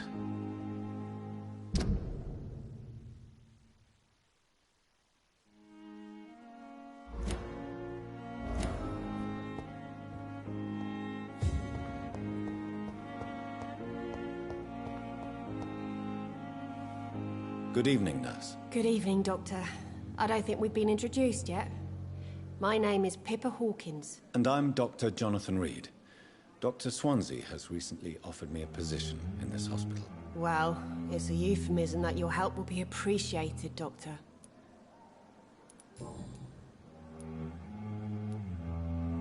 How would you describe the situation at the Pembroke Hospital? It's serious. The flu is wreaking havoc amongst the staff and patients. We are running out of everything.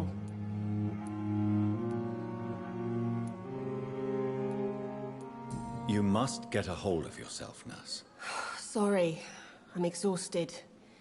No one has any idea when this epidemic will be over. Nurse Hawkins, the Spanish flu won't last forever. Even the Black Plague didn't kill everyone. I wish I could believe you. But what if this epidemic was worse? What if in the end, nobody was spared? How long have you been a nurse? Well, long enough to see that the epidemic is winning. And no matter how qualified you are, don't tell me you'll change that. You'd be surprised what dedication can achieve, Nurse Hawkins. In medicine, sometimes we're just a test result away from a miracle.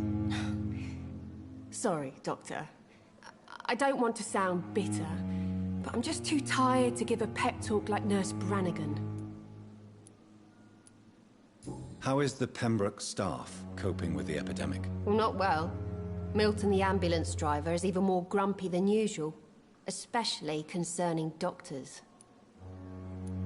Why is Milton grumpy on a daily basis? Is it just an act? Milton's not the kind of man who's bothered about a bad reputation, whether he deserved it or not. Why does Milton dislike doctors? I don't know. Just ask him. But be warned, Milton is not the chatty type.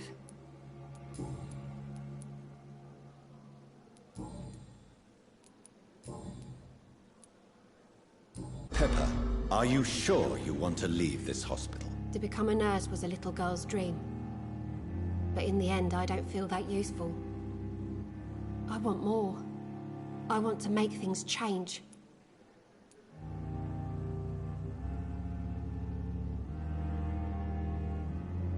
You should be proud of what you've achieved. This hospital represents hope for many people in need of help. Maybe you're right. But at the moment, I feel like we're just a cemetery waiting room.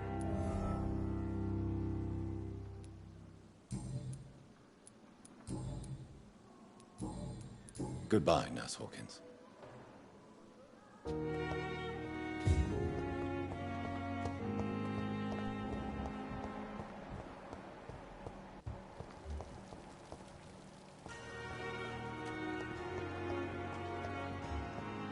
Thelma Howcroft said she was being watched by vampire hunters.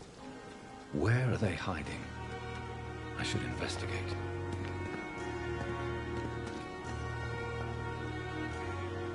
Good evening. I'm Dr. Reed. Always a pleasure to meet a colleague, sir. Especially when he was supposedly dead. A colleague? Are you a doctor too? Not anymore, sir. I used to be Dr. Rakesh Chadana. Now, I'm just Mr. Chadana, pawnbroker and humble guardian of this morgue. What do you mean, you used to be a doctor? Was your license revoked? No, sir. It is just that I like to be precise. I run a little pawn shop while taking care of the dead. But I used to be a real doctor. Do you work here alone? Yes, very easy work, sir. All I have to do is watch a few bodies. The situation was very different when the main morgue was still open. Why do you have to watch these bodies? Because these poor fellows have no names. We keep them in case someone comes looking for the missing. Sadly, very rarely happens. Why close the hospital's main morgue? It was for sanitary reasons after the beginning of the epidemic. Cadavers had to be moved to the nearest mass grave. Are you afraid or uneasy being surrounded by so many corpses? Why should I? These bodies are empty vessels. Flesh left to decay. Poof. No soul anymore. All gone. An interesting point of view. And quite an exotic one, too.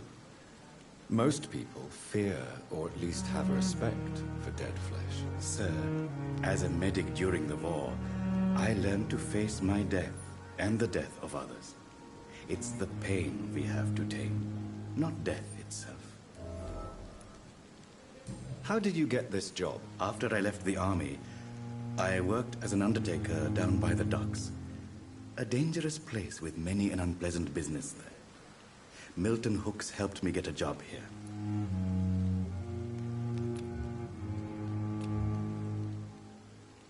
Do you need medical attention? I'm feeling all right, Doctor. But perhaps it is because I, too, am used to the smell of the dead.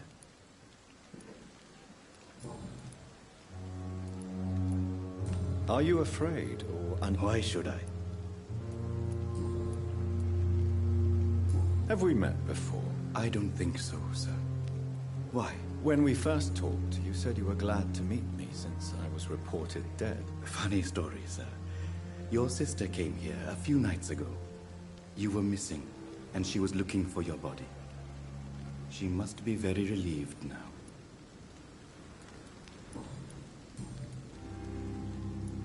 A pawnbroker? I expect you get all types of people here. Yes, sir.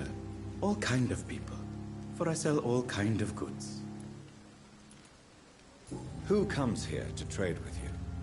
It's very unhygienic, even unsafe. Diseases can spread. For the customers, for the hospital. I'm very cautious, sir. I've been a doctor, remember? And all my clients are good people. In fact, I think I only know good people. What kind of goods? With the quarantine, it's not always easy to buy things. So I trade, I exchange. Some people sell, some others buy. I like to help. Since you're not afraid of dying, do you believe in life after death, Rakesh? No. I believe we must do all the good we can while alive. For our time is short, and the obstacles are endless. Do you think you would enjoy immortality as a concept? I don't think so. Don't mistake me. I love life, and I'd like to live a long life. But everything has to decay, sir. Even goodwill. Do you really believe goodwill cannot last? As I said, sir, everything decays. If I was to never die, goodness, I would be bored or worse. And I like to be helpful, sir. Quite depressing, wouldn't you say? Yes, but the good news is, we'll all die before losing our humanity, sir. So you're ready to die? No, I'm not. I don't fear death, for I won't see it. What troubles me is the pain my death will inflict to those I know. You're a wise man, Mr. Chidana. No, Dr. Reed. I am a foolish man. But I like to think otherwise.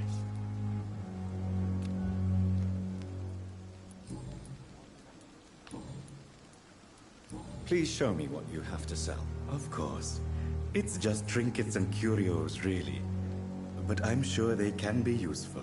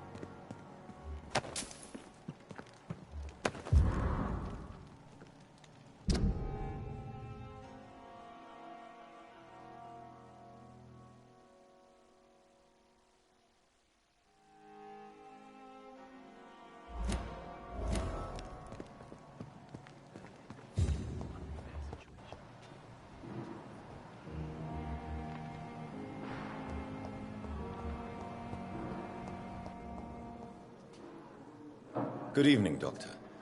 I believe we're going to be working together. Dr. Reed. Dr. Swansea informed us of your arrival, but I could not dare to believe we'd have such good fortune. Such an honor, sir. Thank you. And you are? I am Thoreau Strickland, Dr. Thoreau Strickland. I'm a great admirer of your work, Dr. Reed. Please, could you tell me something about yourself? I'm a great admirer of your work concerning blood transfusion, Dr. Reed. I run my own experiments. I'm convinced it's the future. What made you choose to be a doctor? I'm not ashamed to admit you and your work have inspired me. I am honored to have the opportunity to work by your side. It's always a pleasure to share scientific and medical knowledge with someone eager to learn. I'll be glad to help you if I can. This epidemic may be the century's most terrible disaster, but I'm convinced that we, as doctors, are the only ones able to defeat it.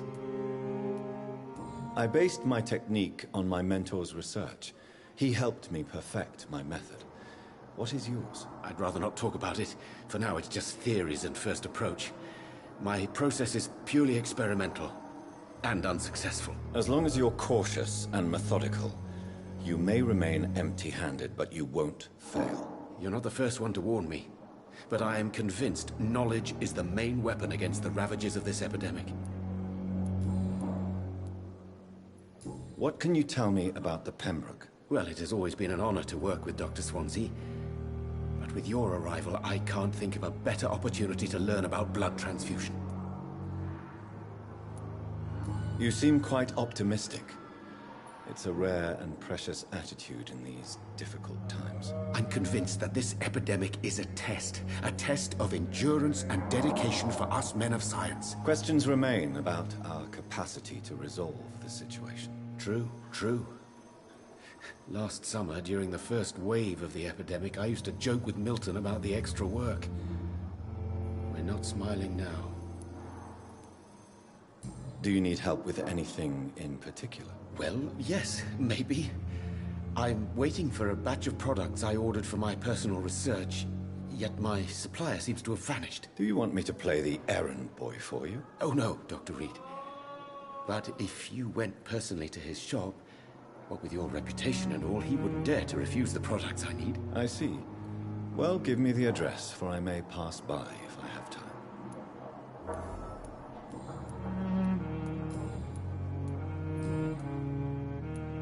Tell me more about your willingness to experiment with new medical techniques. Harvey Fiddick is a patient suffering from a severe injury that could cripple him if not treated correctly. I'm convinced your blood transfusion technique could help him. What is it you really want? To save him, or to prove your point? Fair question. I want nothing but to save my patient, Dr. Reed.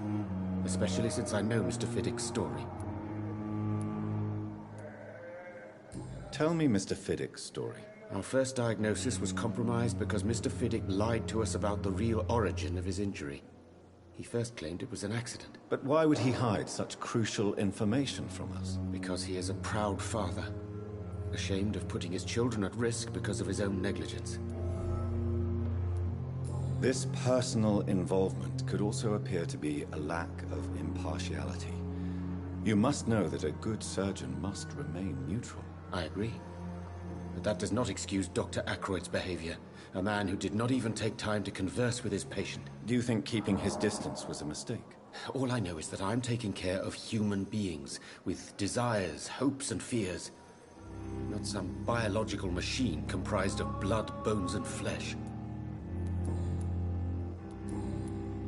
Goodbye, Dr. Strickland.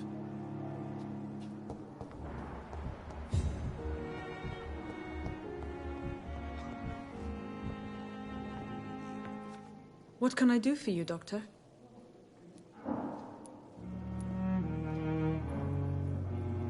Thank you, Nurse Crane.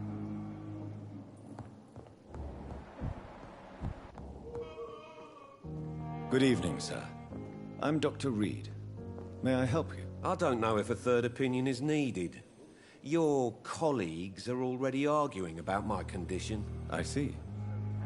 Would you mind telling me more about your situation? I'm Harvey Fiddick. All I want is to get me bloody arm fixed properly.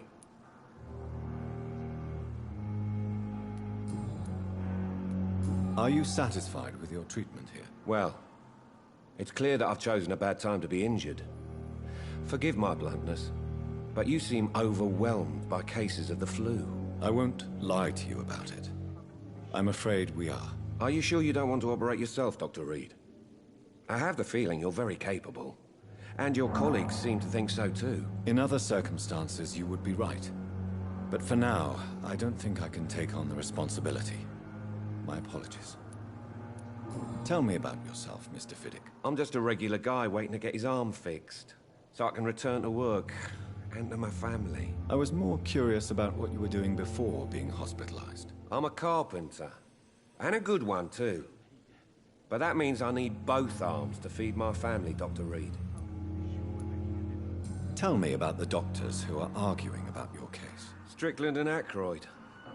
They both want the best for me, but there's a lot of pride there. Doctors are no different from carpenters, it seems. What do you mean? I often had professional arguments with rivals on a building site. Difference is, I disagreed about wooden nails, not flesh and bones.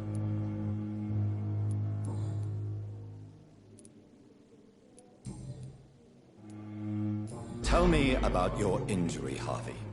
Why do you feel so guilty about it? My wife died because of me. And now I may lose everything because I've been careless enough to hurt myself. What an arsehole. How could your job be responsible for your wife's death? I was working a double. She went out to bring me a hot meal and got caught in a German bomb raid. You can't hold yourself responsible for your injury, Mr. Fiddick. Unless you tried to hurt yourself. Of course I didn't hurt myself. But I can't work until my arm is fixed. My children need to eat, Doctor. Tell me more about the death of your wife, Harvey. 1915. I was in the army. Building workshops for the Royal Flying Corps. Helen was happy I wasn't sent to the front. What happened? The Germans sent Zeppelins to bomb the construction site, but they missed their target. My wife was bringing my dinner when the bombs fell.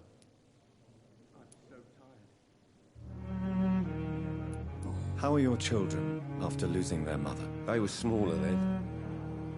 The only good thing about this is my Helen didn't bring them with her that night. I'm sorry for your loss. So many died during the bombings.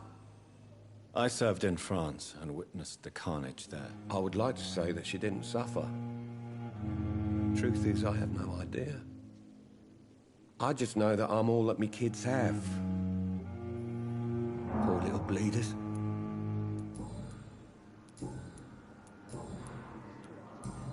Goodbye for now, Mr. Fiddick. I'll see you later.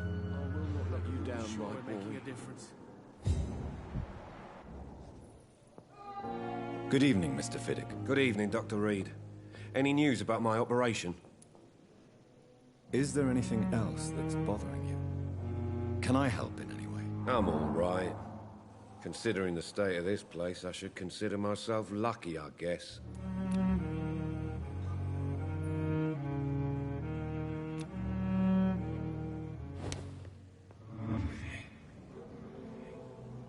I'm so tired. Will this shit never end?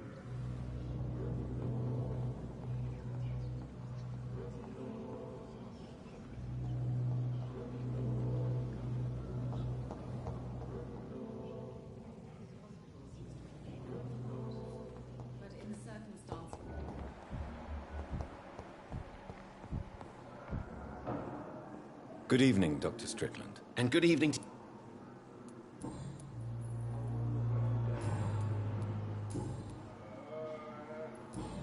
Goodbye, Dr. Strickland.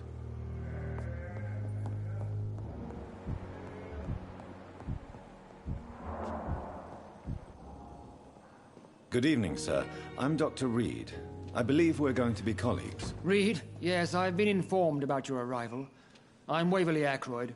Welcome aboard, I suppose. Does my arrival inconvenience you in some way, Dr. Ackroyd? Let us just say that I don't particularly share Dr. Swansea's enthusiasm for hiring you.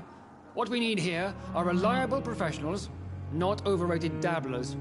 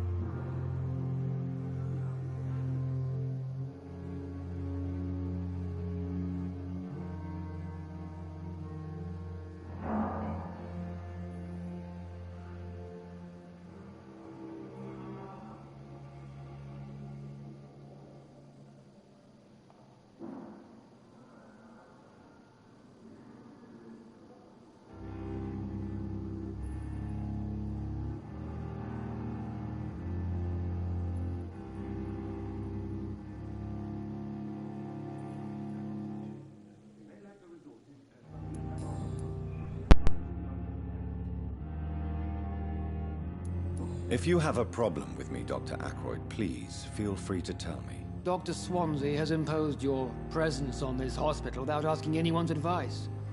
The benefit of his position. But I don't agree with it. I know we've never met before, but I believe this hospital could use all the help it can get. You will agree with that, I'm sure. Oh, but I have heard about you, Dr. Reed. Of course, you can't say the same about me, since I have not wasted my time courting the press.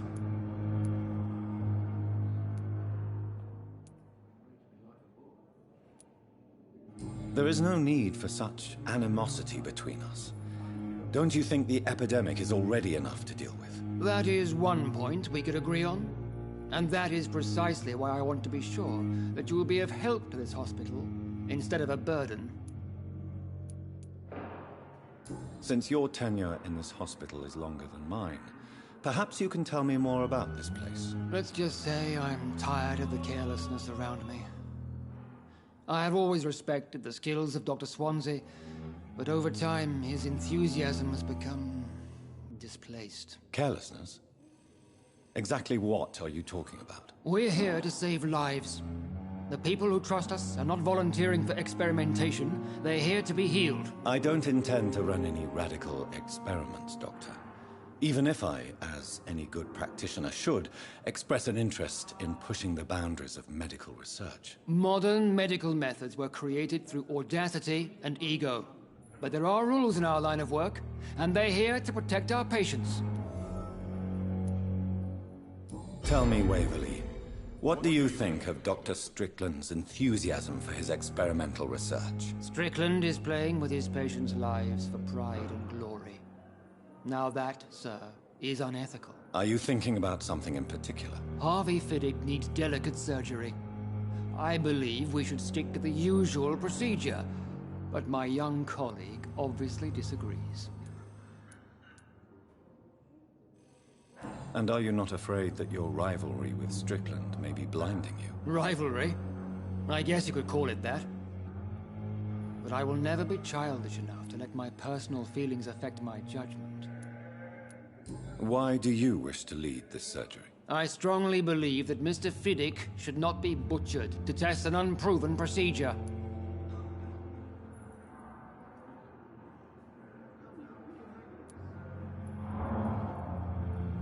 Other people may say that's too conservative a point of view. Conservative? And what are you going to say to Mr. Fiddick if he loses his arm because of the operation? Because that's what's going to happen if the surgery is a failure.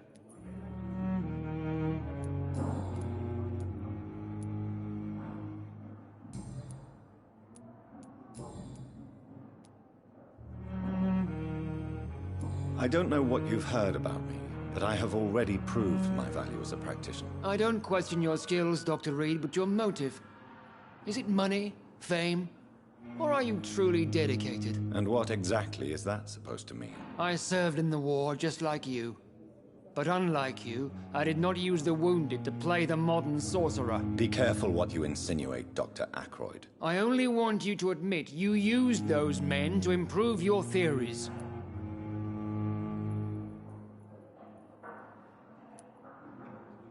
This is ridiculous.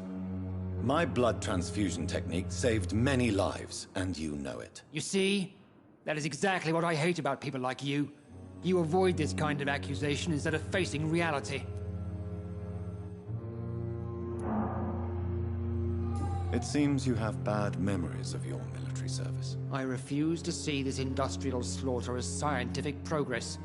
War only reveals the worst in men. We can at least agree on something, Dr. Ackroyd.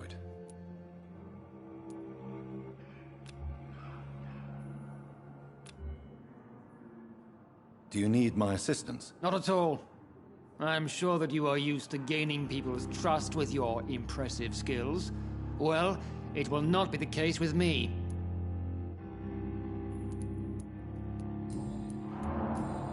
Thank you for your time. We'll talk later. We have some of the most brilliant minds in town. You always need words to calm the children, Ellen. As for me, what a blundering idiot. This hospital seems to be falling apart. Good evening, madam. Can I help you? It's my son who needs you, sir. I'm Dr. Jonathan Reed. How can I help your son? I'm Beatrice Goswick, mother of Mortimer Goswick. Could you check on him, please, Dr. Reed? I've heard much of your talents as a physician.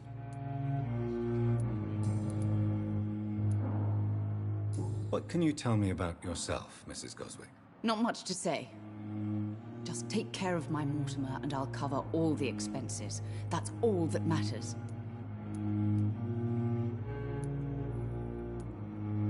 Are you really that rich? Most of the patients here are of a more humble origin, if I may say so. Yes, thanks to my husband. May he rest in peace. I can cover any needed medical expenses. May I ask if you have an occupation, Mrs. Goswick? I'm a teacher by profession. I teach young women who are more ambitious about their futures than their families. What do you think of your reception here? Any complaints? I have had the uttermost reservations about this hospital since we arrived. But we had no other choice, considering the state of emergency. Is there something in particular that's bothering you? Some of the staff were not especially welcoming. I suspect they're not accustomed to dealing with patients of such social standing. Tell me more about your arrival at the Pembroke Hospital. What gave you such a bad first impression? The ambulance driver was quite rude, for a start. And that nurse, Miss Hawkins, seems to have quite a dubious attitude. What do you mean? She managed to secure a bed for my son despite the epidemic. It was a relief, but it wasn't cheap. She charged you for a bed? Yes, and I paid without question, considering the urgency of the situation. I share your concern, Mrs. Goswick. Be sure that I'll talk to the people involved. I don't expect compensation, Dr. Reed. But I'm aware such behavior would not be tolerated in other hospitals.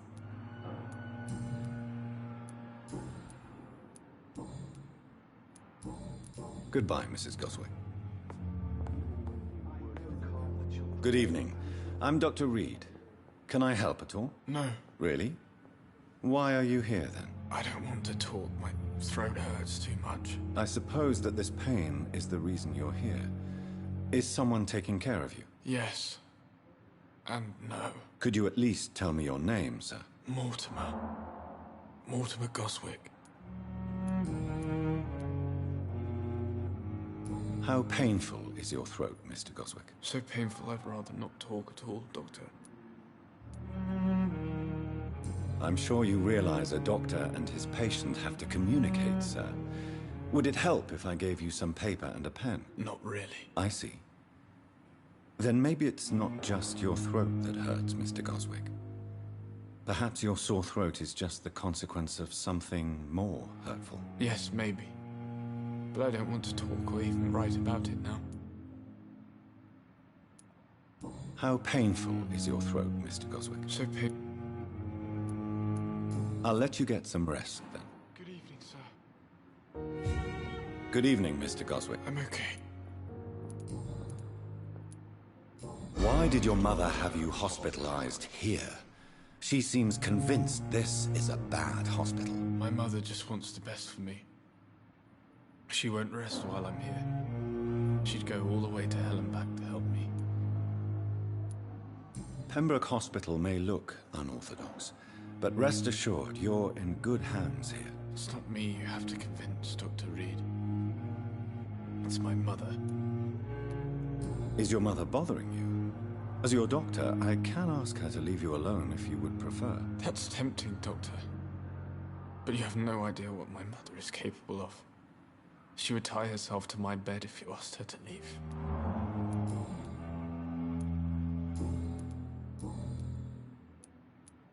Tell me about yourself, Mr. Goswick. I don't want to talk, Doctor. I have to go now, sir. But don't hesitate to contact me if you need any help. Good evening, sir. Doctor.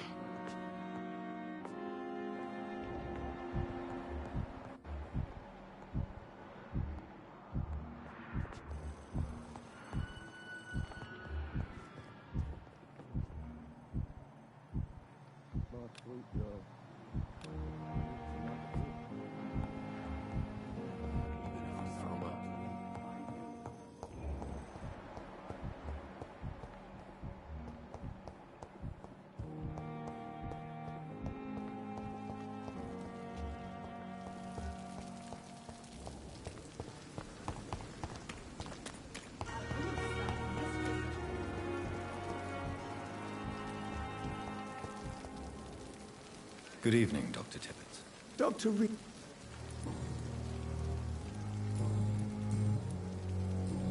Goodbye, Dr. Tippett. Perhaps I should have considered the... Good evening, Milton. Good evening, Doctor. Still trying to save lives? Why do you have such a mediocre reputation among your colleagues, Milton? Fuck them. Nobody knows the horrors I've seen since working here. This city was sick long before the epidemic, Dr. Reed. I know it's a difficult task, but correct me if I'm wrong. Is this not the job you are paid to do? I've seen babies left to die while their brothers were properly fed. Underage girls and boys sold to all manner of perverts. I'm sorry, I don't know what to say. Yeah, exactly. We lack words. So excuse me if I don't look on the bright side of life.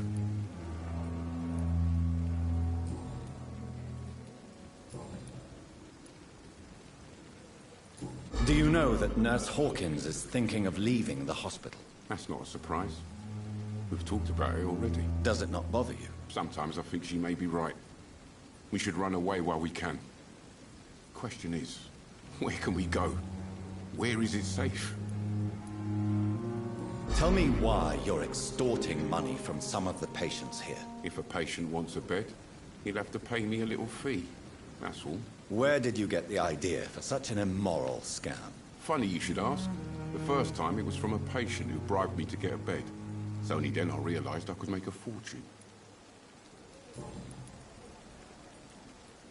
Goodbye, Milton.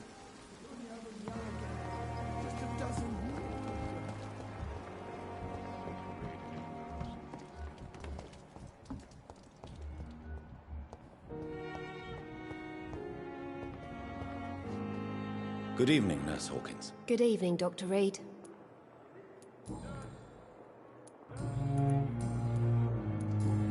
Goodbye, Nurse Hawkins.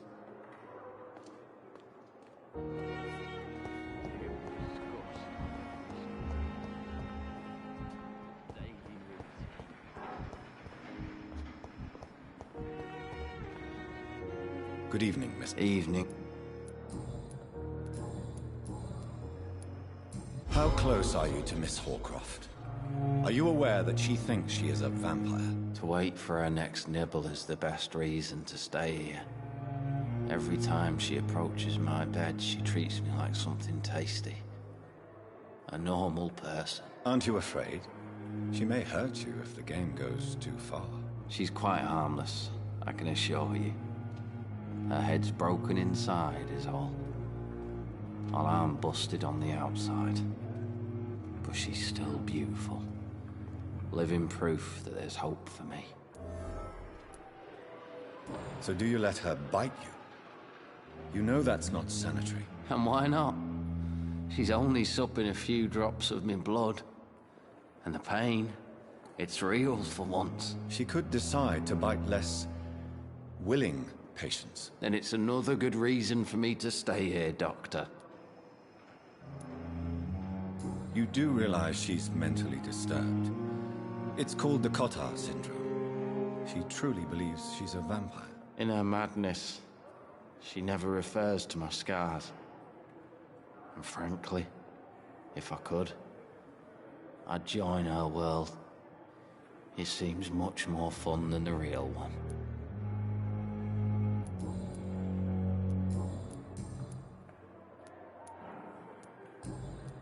Goodbye for now, Mr. Elwood. Hello again, Dr. Reed.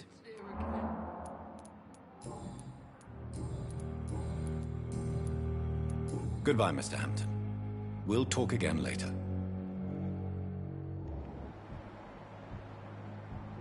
Disgust on every street corner.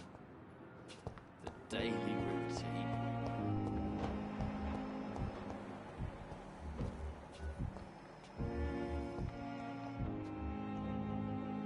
Good evening, Dr. Tippett. Dr. Reed.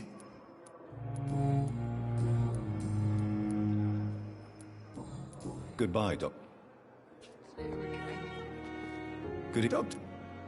Goodbye, Dr. Tippett.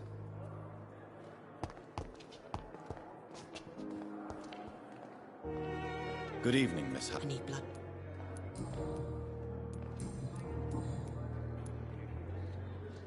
Who are you really, Miss Howcroft? I mean, apart from being a vampire. Is that not enough for you, puny mortal? What do you require? Proof of my powers? I'm curious to know who you were before becoming a vampire. No, such a long time ago, I don't remember. Centuries of unholy life can have strange effects on one's minds, you see? Tell me, Thelma, why do you feel so attached to Mr. Elwood? Why him? I'm not sure, Doctor. I think we have a bond of some sort. We've both suffered so much. He's the only mortal I find interesting. Do you plan to make him a vampire too? Of course not. How could I inflict my curse on anybody else? I'm not that cruel, Doctor. Would you say you and Mr. Elwood are romantically involved? No. No, Thomas is a delicate soul. Even though he disguises it. But I am not the woman he needs. No, for I am a vampire, Doctor.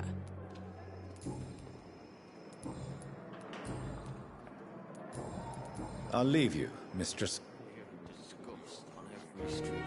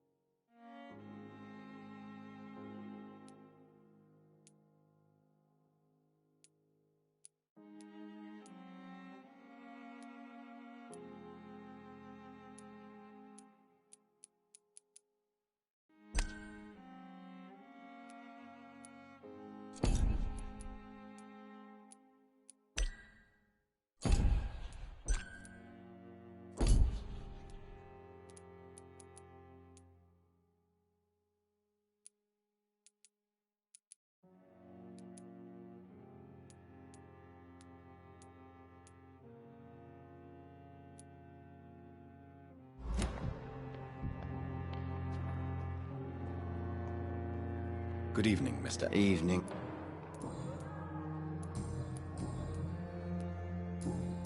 Goodbye for now. Fear and disgust I wonder on why the every Gothics street came here corner. in the first place.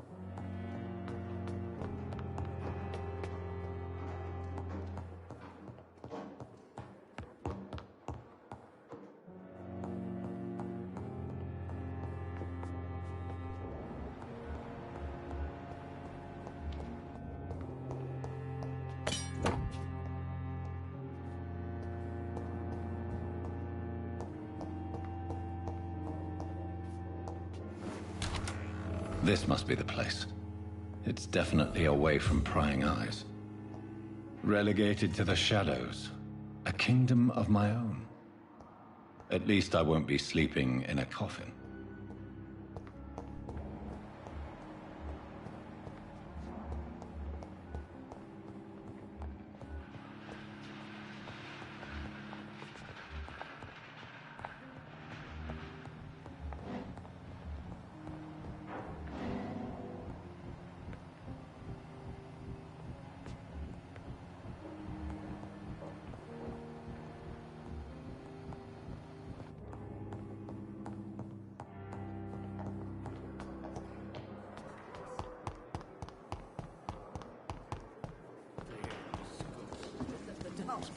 Stop following.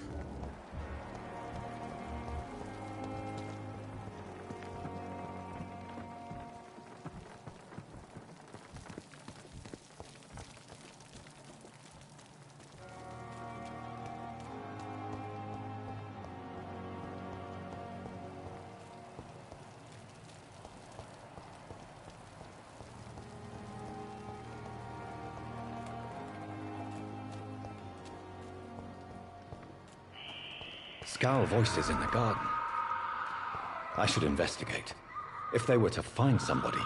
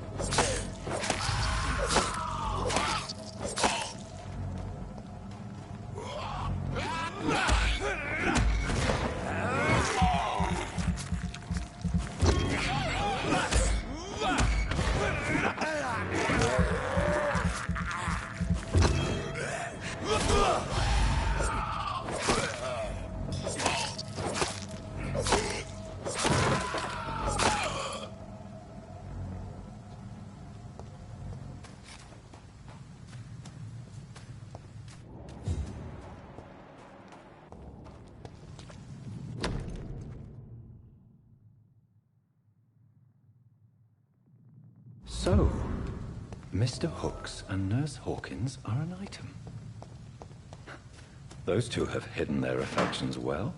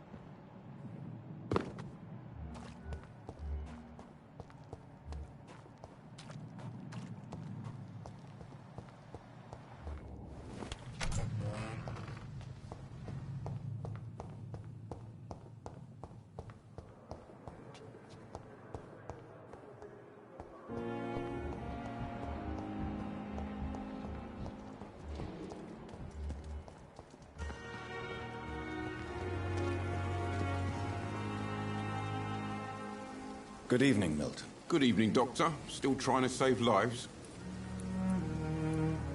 I have some good news, Milton. What? The epidemic's over? I retrieved your wallet.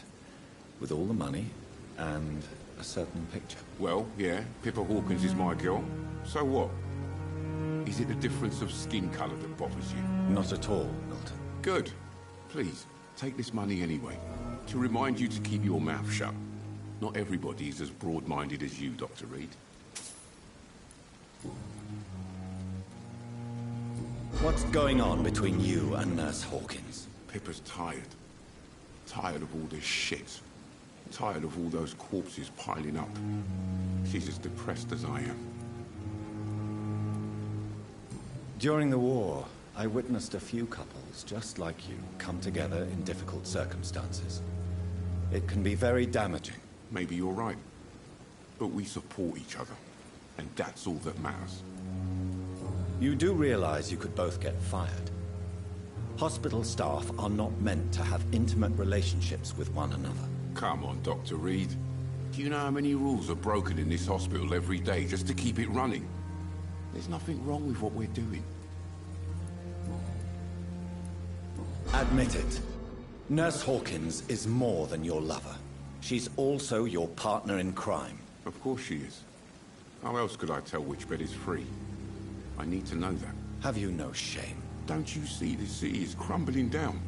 Today, people are ready to pay to get a hospital bed. Tomorrow, we may be fighting for food.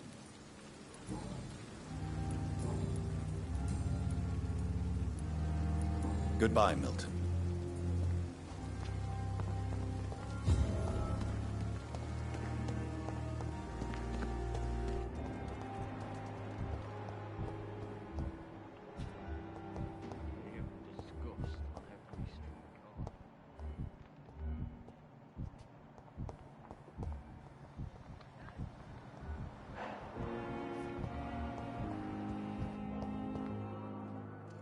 Good evening, Nurse Hawkins. Good evening, Doctor. What steps are you prepared to take to feel more useful? I don't know yet. My sister believes that the real fight is in the streets nowadays. Maybe she's right. Maybe this is what I must do. And what about Milton Hooks? Does he share your point of view? For Milton, any change means more comfort and more peace. I disagree. If you feel that saving lives is not useful enough, perhaps it means that you've lost faith. On the contrary, my faith has never been stronger. Maybe we are all just too proud to face up to the fact that science cannot compete with God. Milton cheats patients out of their money at this hospital, Pippa. Are you his accomplice? Yes, I am. Is this your definition of being useful? By abusing the sick and poor? No. It is my definition of getting out of this useless life once and for all. Why do you do it? Why not? Most of the sick who paid for a bed are already dead, or will be soon. Don't you see the futility of all this?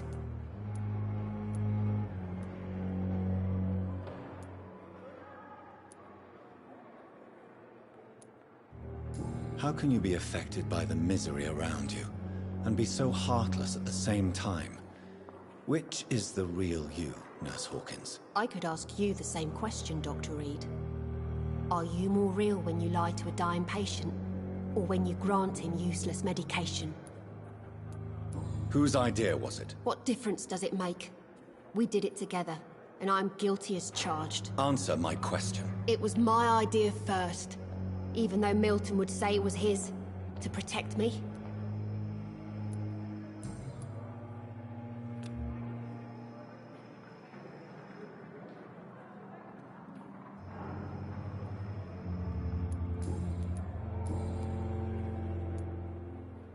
Pippa, I know you're very close to Milton Hooks. Yes. Milton Hooks is my man. If you want to report me for that, just feel free, Doctor. I have no intention of reporting you, Nurse Hawkins. But are you aware of the risks? The rules say I won't be allowed to work as a nurse anymore. But here at the Pembroke, we break rules all the time. Is he worth the risk? Hey, I'm no perfect woman, and Milton is not the finest bloke. But we do our best to get by. That's all any of us can hope for nowadays.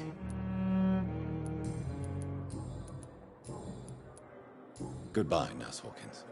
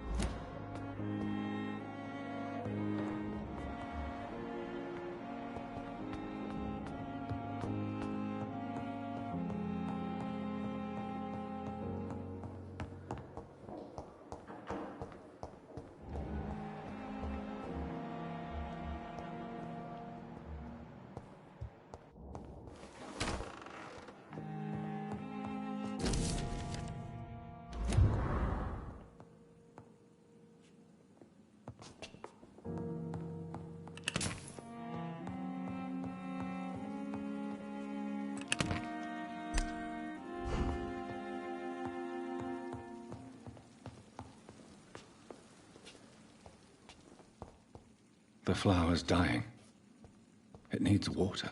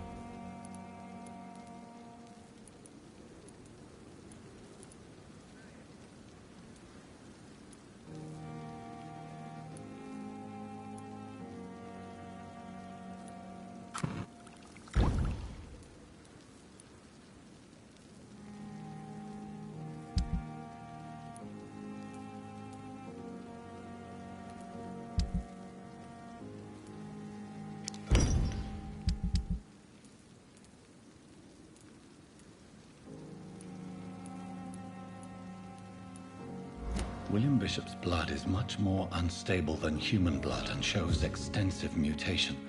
But this is not what happened to me. I must keep on searching. The sun is about to rise. I can feel it.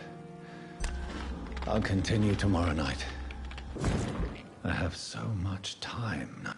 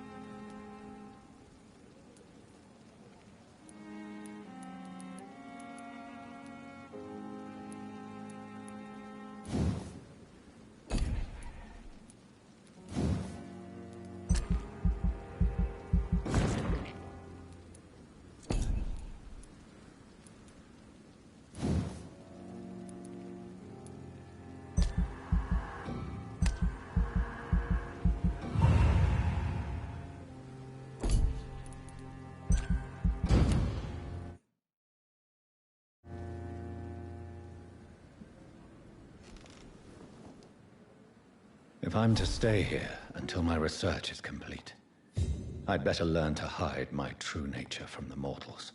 But